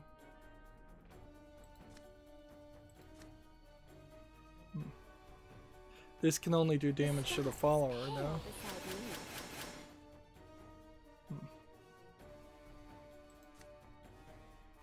This can do 3 damage after I play this. So you'd want to play this, then this. So the world carries on.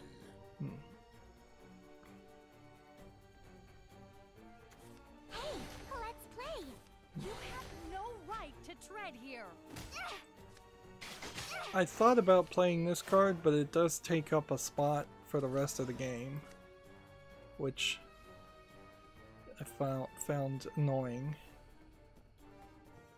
Let's see. It's natural for leaves to fall. Okay. Now I need to play this. I'm not one for pranks. This is exactly what I didn't want. And then this. Let's play. Gematsu, who shares the same parent company as GDC, has an article here talking about GDC revealing its upcoming virtual program 2021 event lineup. I think GDC, compared to PAX, actually does stand a good chance of working regardless from remotely, because GDC's speeches are boring, high-level programming speeches and game development speeches that you can kind of expect professionals should be professional enough to be able to sit through them. Although in all fairness, a lot of these types of speeches are heavily predicated, built around the idea of someone just getting a free trip to Las Vegas and getting drunk and gambling, instead of actually paying attention to the presentations. But some of it definitely is also just pressing the flesh and meeting people and developing a cronyist experience. Okay.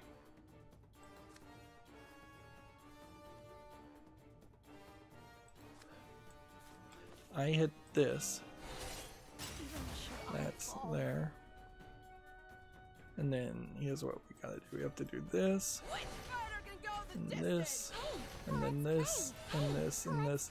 And it doesn't matter if you the order in which you played those two, because it gives ward to all of players that are summoned while it's on the field, and it gives ward to all the people. Actually, it probably would be smarter to play these three characters first in case there was some kind of trap or something that you weren't aware of. And that might save the day. He still probably is going to win though. Like, it's just got too many cards. I think the ESRB deserves a little bit of credit here. They seem to be now no longer able to waste money on E3, and instead they're doing things they should have done a long time ago.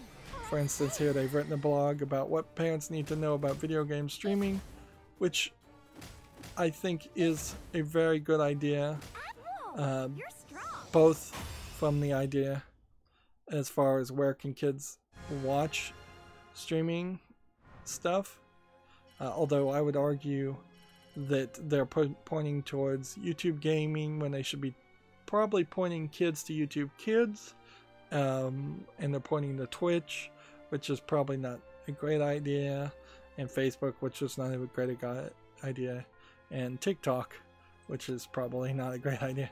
Like, none of these services without parent supervision are great offerings. And then they talk about the great side of streaming, and I hope they talk about creating a safe streaming experience for the kids. Honestly, I don't feel like kids should be streaming, and that's not just because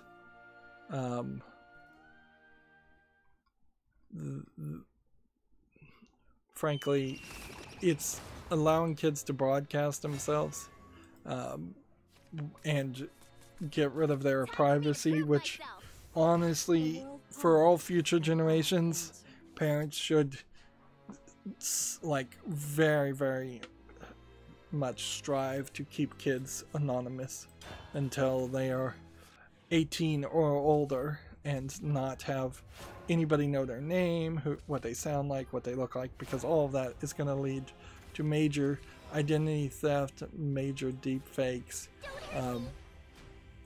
and you just never know. And telling a kid when they're 8 years old that they can't stream online is a great way to one, it may start a fight, but two, it's a great way to establish you need to protect your privacy, and I, as the parent, need to protect your privacy and help you protect your privacy. This is not video game related, but there was a story on Reddit, so take it with a grain of salt whether this was a real story that really happened, where a teenage brother apparently caught his like 8-year-old sister sending nudes and stripping on some streaming service, and he told his parents about it.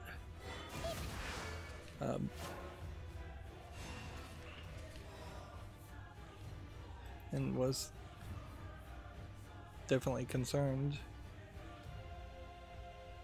Let's see. This is probably a waste to do this at the moment. So I'm gonna instead do this and this. And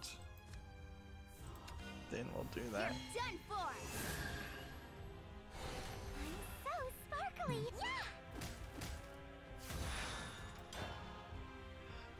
TechRaptor has an article here. Rocket League shared inventory won't apparently share DLC across devices. Here we have TechRaptor showing their excellent editing skills in action. Man, people just do not proofread. But it might not be that way forever, so A list of details that will not be available in your shared inventory. All earned free drops, commons items, share season rewards, rocket pass items, items shop purchases, blueprints and items built from blueprints, all Rocket League branded DLC from the legendary packs will be shared. Items that can't be shared are platinum platform exclusives, which I guess that makes sense. See, here we have, can you evolve more people? Not one for pranks. This bears further study. It won't be long now. Soon, Maple Leaf. See. Yeah.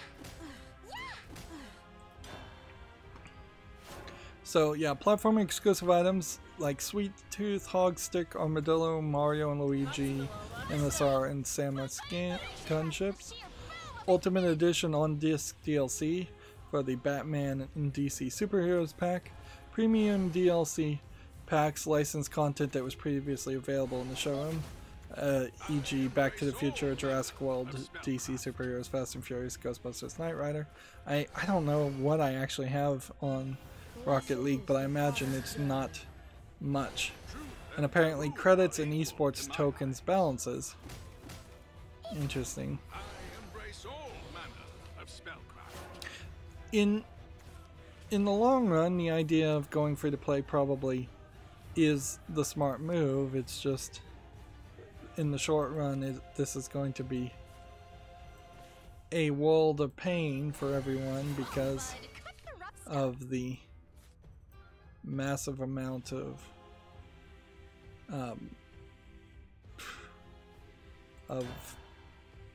lack of thought that this was put into the idea of going free to play, and how Epic is literally just trying to expand the Epic Game Store with this move. And clearly this is not what the Rocket League developers were planning on doing or wanted to do. They wanted to have a game that was mostly sold and not a free-to-play microtransaction laden game, which is where this is clearly going to go.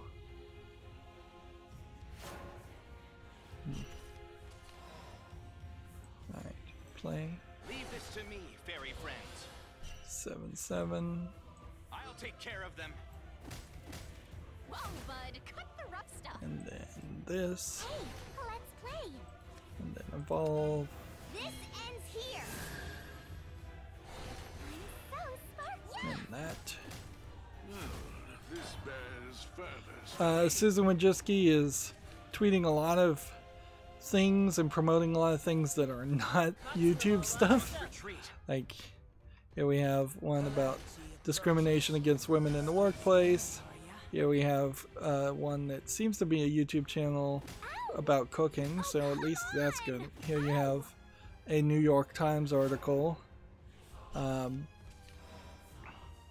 So she really is still doing kind of a terrible job as being a spokesman for her own company. She drops the ball on that quite a lot.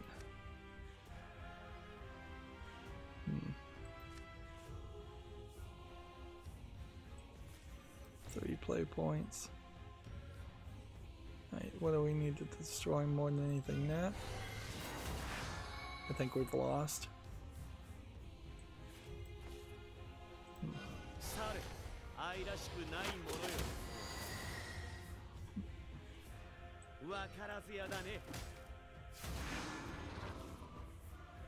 Well,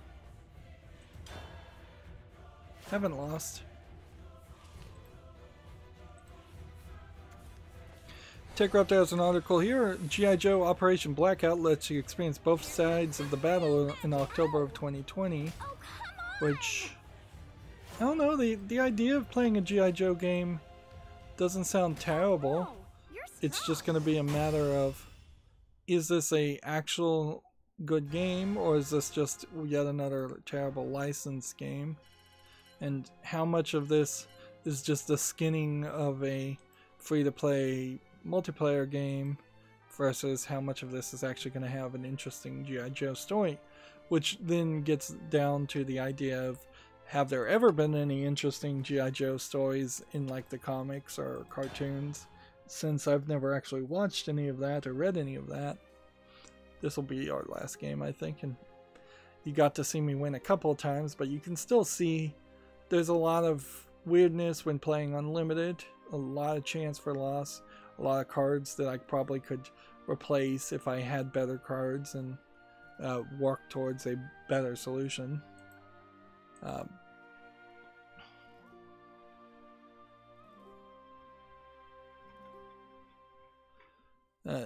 Gematsu has an article that I will editorialize here and say, much to the chagrin of the UK government, a UK survey has found a positive link between playing video games and literacy, which is obvious.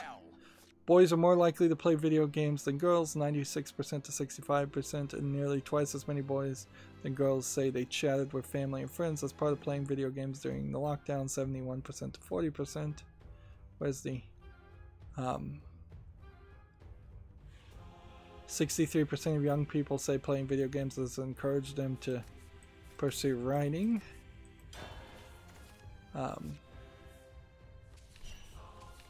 79% of response explaining that they regularly read game-related materials, including in-game text, reviews, blogs, books, and fan fiction. Which, I'm careful on the fan fiction there, but alright. Here's a quote. The benefits of playing video games for younger people's literacy were found to be strongest for boys and reluctant readers. Boys are much more likely to play video games. Video games will also be found to be effective at engaging reluctant readers with stories, as 3 in 4, 73% young people who don't enjoy reading saying playing video games helps them feel more part of the story than reading a book-based text.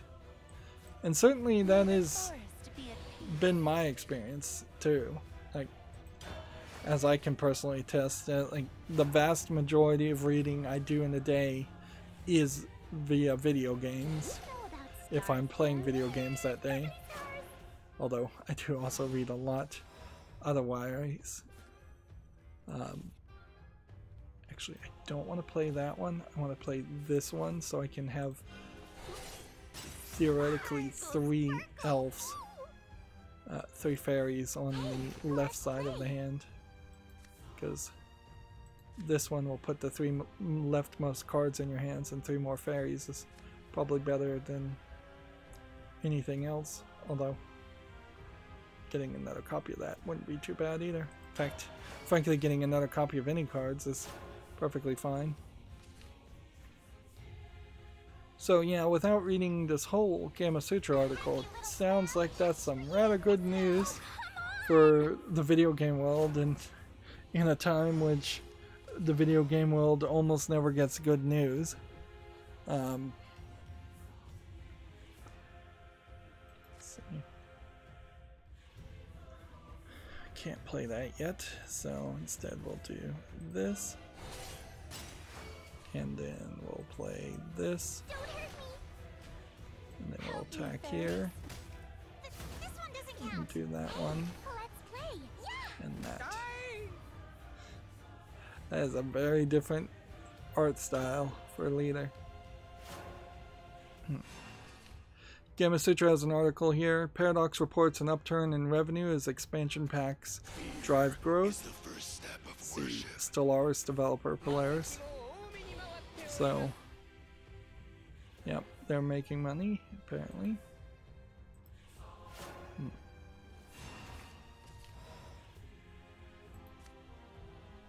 Give all followers award. Or deal a bunch of damage to this guy. This guy, I need to be careful. Make sure he's not the one that resummons. There's a couple of characters that there's a couple of characters out there that will just totally respawn with last wards every time, and they're They're close to impossible to get rid of.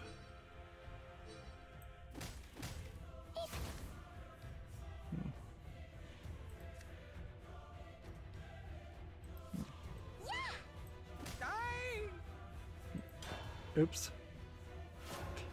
I could have attacked again. I missed an attack there. TechRaptor has an article here. Developer of Hatred is teasing a new game.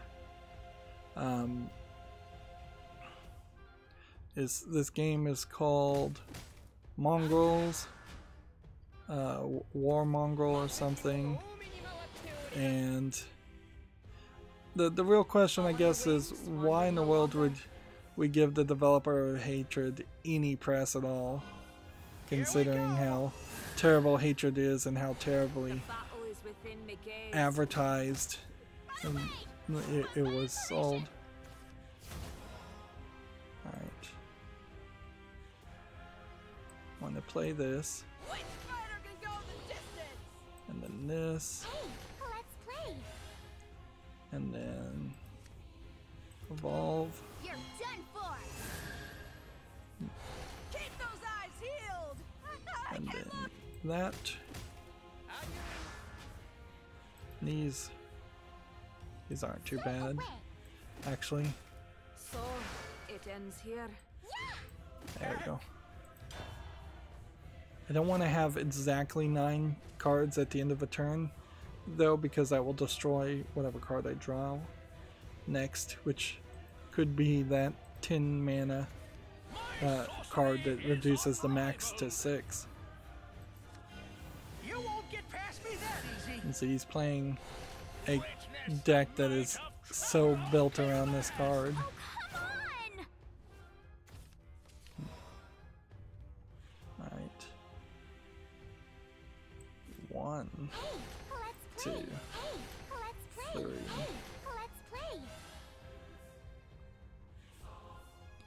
And do we want to get rid of this?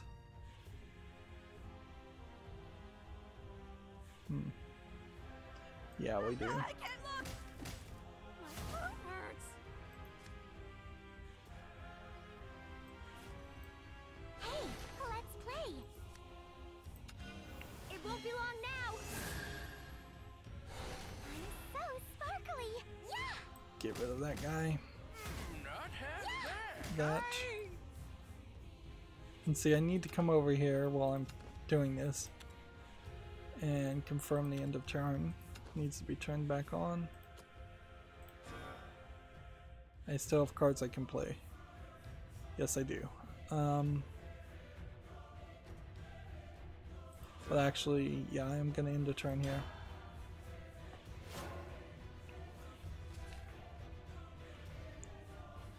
Gematsu has an article here. 3 nasty netcode bugs were fixed around Blightbound's launch, which really does not deserve to be news, but okay. Yeah, I guess this is a inside baseball programming concept. Yeah, I've been thinking about trying to run up a little demo using the password software, GNU password software, GNU password software that is out there, to see if I could make a different way of making passwords to make them have more characters, but actually be shorter. And this is a thought I've been thinking about, and I've never gotten enough feedback to know if this would actually help humans. Then that's kind of the problem. Is from my programmer's mind, it seems like this might be useful. From the reality, it may not be a better system. But basically, what it would be is there probably would be different levels of security, but at a minimum, there would be 4 groups that have a random, kind of random, but not completely random assortment of. Let's see. Do I want to do this? I think I do. Get rid of that. And then that. And then that. And this is kind of where it breaks up. Is that you would have 4 groups of an assortment of letters, numbers, and symbols, which in default in the software, a lot of the symbols that I use by default in passwords apparently are not allowed. But then usually I think these passwords are usually the passwords for Linux logins, so I haven't... No, I use these passwords in Linux logins also. So apparently the implementation of it does allow for more symbols than you would think. Or the examples in their example code are just wrong, which that might also be the case.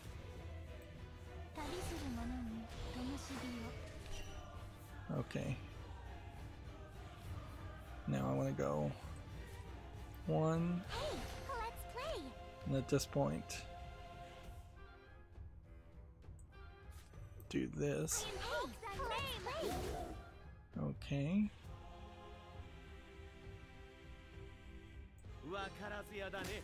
Get that. But yeah, there would be 4 groups of random numbers and symbols, but behind each number and symbols there would be one of about 8 different colors, and each group would be in like one of about 8 different shapes.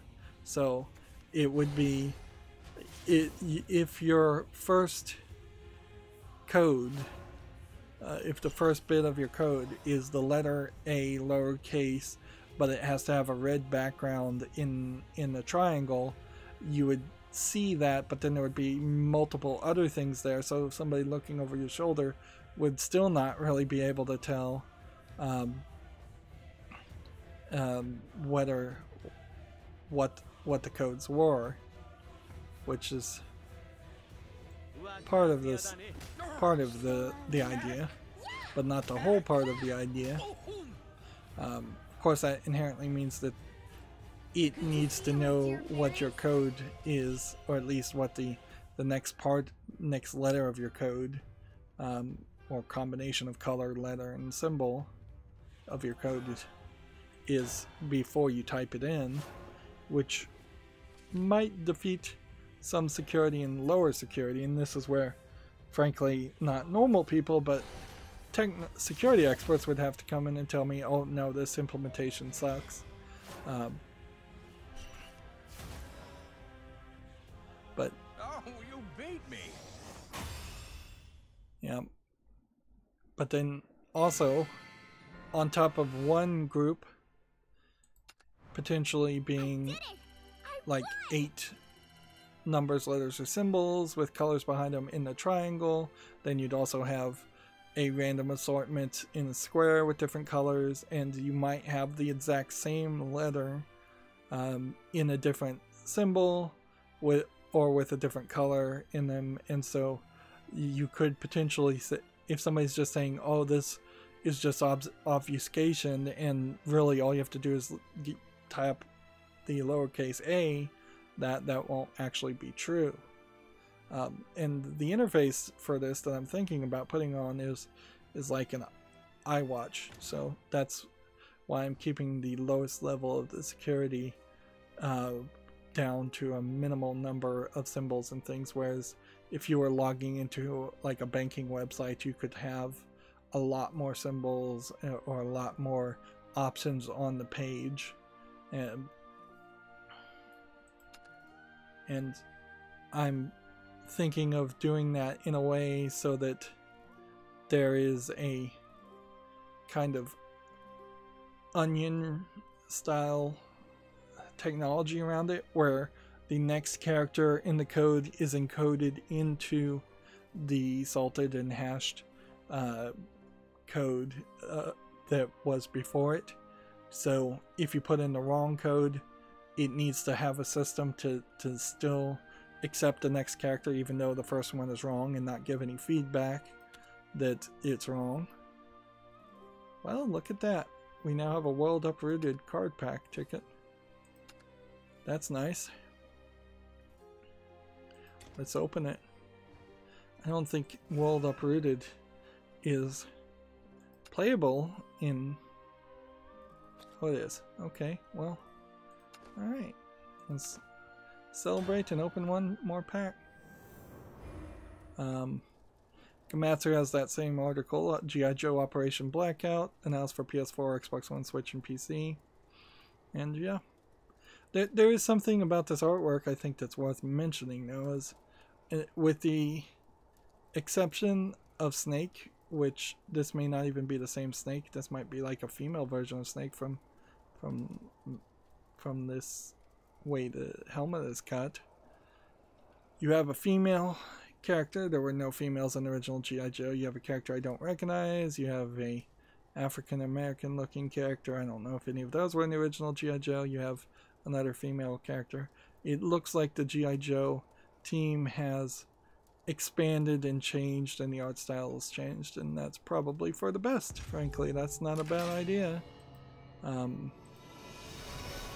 At the core, there is possibly an argument against not pushing kids to joining the military, considering how that very well may be their only options in the future. Yeah, we got gold. Can we get anything else? You got the Myth Cleaver, banish an enemy amulet. At the end of your turn, banish a random enemy follower.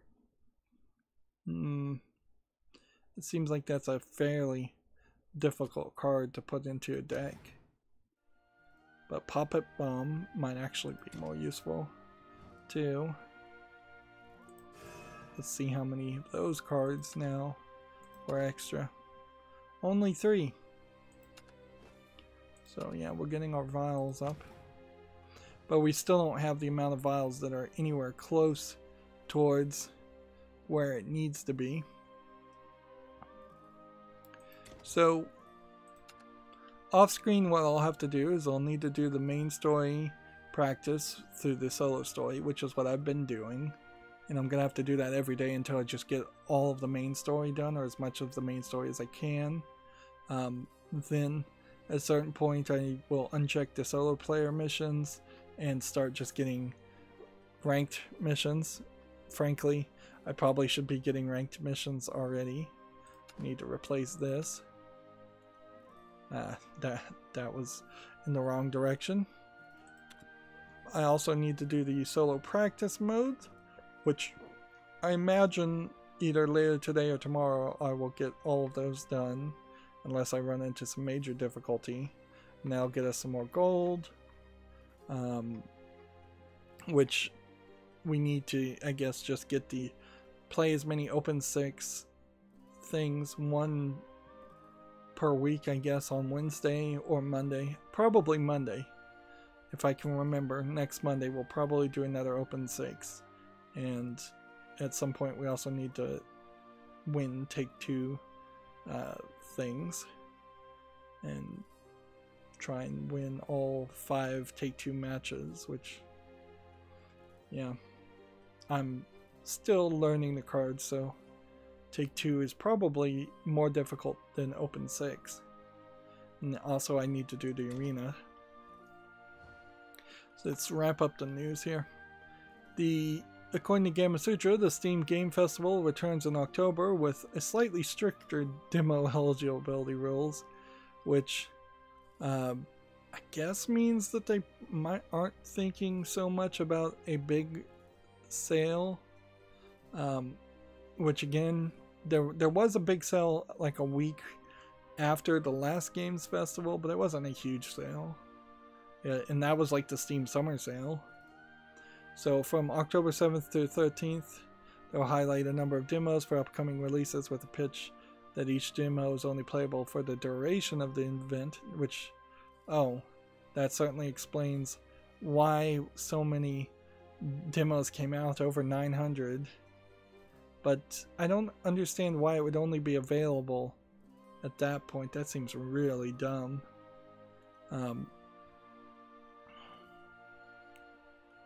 going to try to keep the participant pool a bit smaller in size by requiring that submissions must launch between October 13th and May 1st of 2021 for those that may not qualify for the autumn edition show. Valve notes that more events are planned for 2021. Of course, it's an easy thing for somebody to cheat this. All they have to say is, okay, we are planning on releasing our game on Steam. The release date will be between the 13th of October and May 1st, and then they just need to, after the 13th of October, change the release date. So it'd still be very easy to cheat there. And I'm not sure how much success having all those demos really worked, and I think it's kind of stupid in general to make a demo and not allow the demo to be available at some point. And like, best case scenario, what you have there would be you make a demo, you release it during this festival, then you take the demo away, then the game launches, then you bring back the demo. Or you bring back the demo 6 months after it's been launched out of its launch window. Which, that seems silly, frankly. That seems kind of ridiculous. If Valve's got to figure out a different way they need to curate, and they don't want to curate is a problem, so limiting to the date, the release date, might be the best way, or one demo per company, per publisher, maybe, or your game has to be a game that cost at least $20 to have a demo, so no $1.69 games or demos. Moving on, Gematsu has an obituary. Meridian59, an MMO developer, Brian Green, apparently died. Apparently he went by Brian Psycho Child Green at 46. So, good chance this is COVID, but we'll never know. I've never heard of the game. Meridian59 is an MMO. So, yeah. And his studio was called Near Death Studios, which that's an unfortunate title for your company. People should think about that.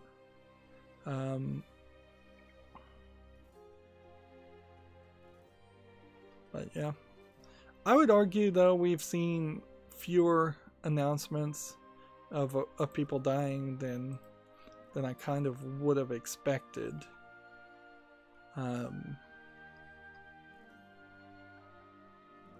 See, the Homeworld 3 Fig campaign, this is Fig, right? Yeah. Put out an update. So they're still crowdfunding and still working on it. Well, they've reached their goal by an extra $500,000, but they're still working on it. Which is to say the game isn't out yet. Apparently it succeeded in September 29th of 2019, so it's almost been a year, which almost certainly explains why there was an announcement.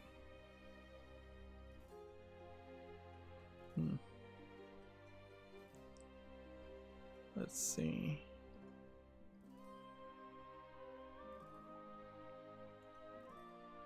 What else? I have just a few more. I really didn't have a lot of stuff, so it's a little strange that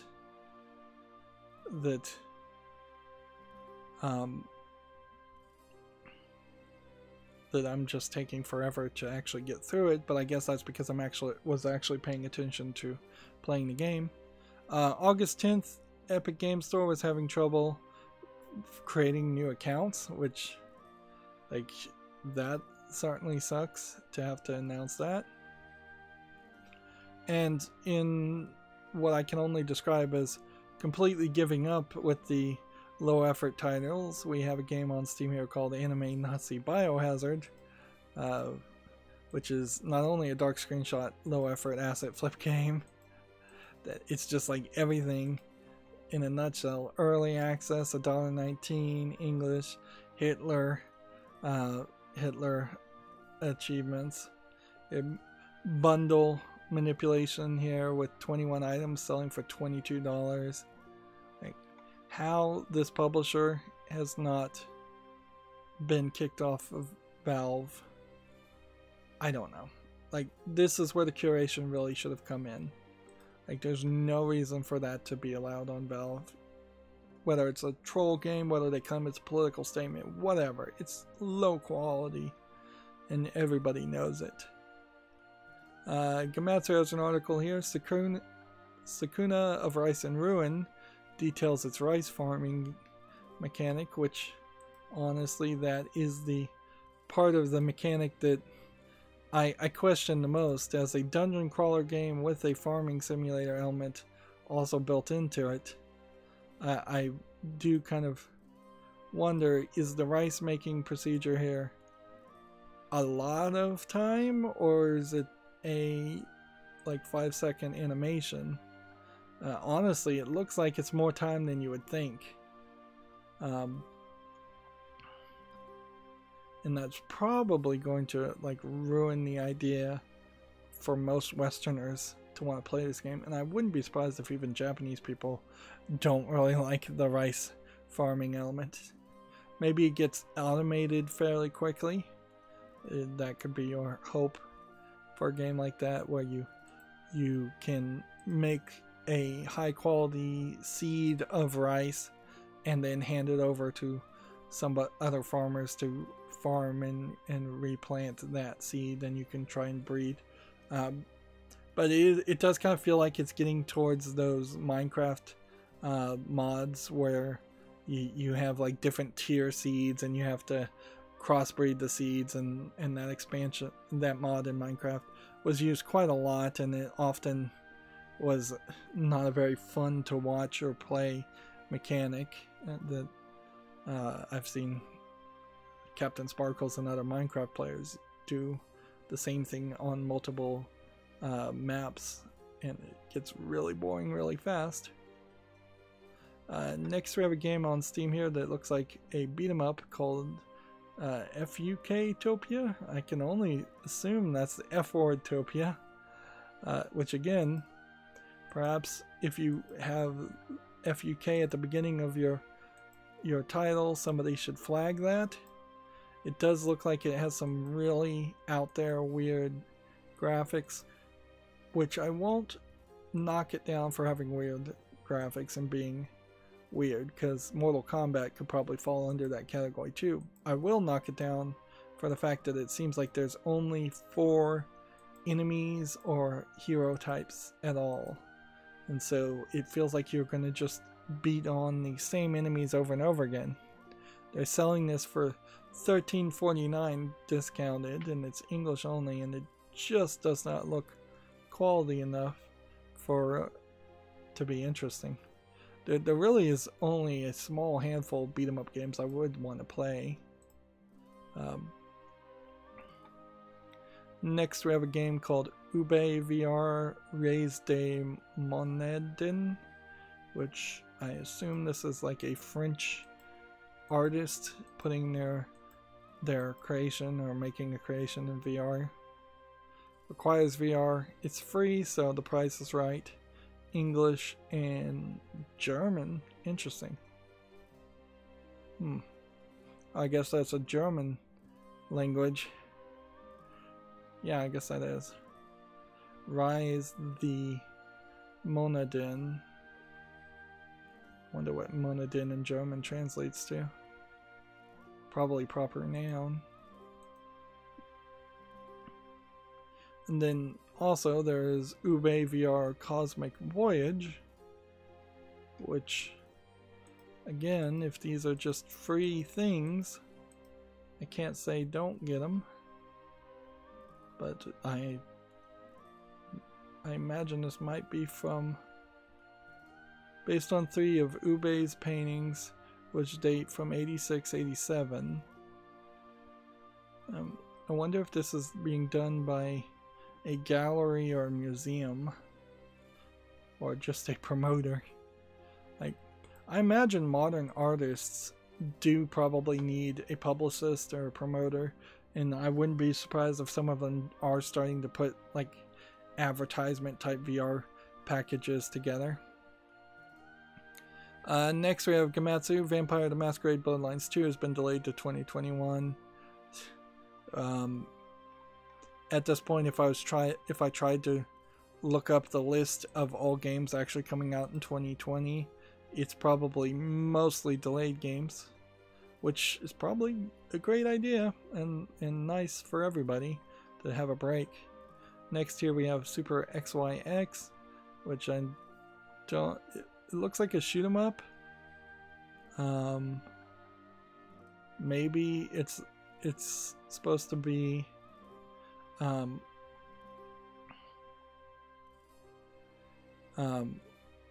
maybe this is supposed to be like a hermaphrodite type character, thus the XYX. There are a very, very small percentage of genetically XXY people that are born. Not enough to fall scientifically under the category of a third gender by any mean. They are simply mutations. I guess if 20% of people had XXY, then that would be something. And I think there is a small percentage also of people who are XXX. But the way genetics work, I don't think you'd ever put it XYX. And that is a shoot 'em up game, assuming it has nothing to do with hermaphrodites. It just looks like a shoot 'em up game. It's selling for $8.49, English only. It's probably a bad name if it doesn't have anything to do with a hermaphroditic person. Although, frankly, I also don't want an SJW story built around someone developing their entire personality around the fact that they're a hermaphrodite. Most people probably wouldn't even know. And that brings me to the Humble Bundle, and the Double Fine Bundle ends in like 17 hours, and it doesn't look like there are any other games bundles that are going to be available. And then that brings me back to my Twitter feed, and we'll see if there's been any new tweets. Yep, I'm still toying with the idea of buying some new Asaurus / Gigabyte equipment and getting a like $50 Steam gift card for it. A lot of computer stuffs are showing up on slickdeals.net. I imagine the sales of computer components are fairly down at the moment, but also now would probably be a terrible time for anybody to buy and build a new computer.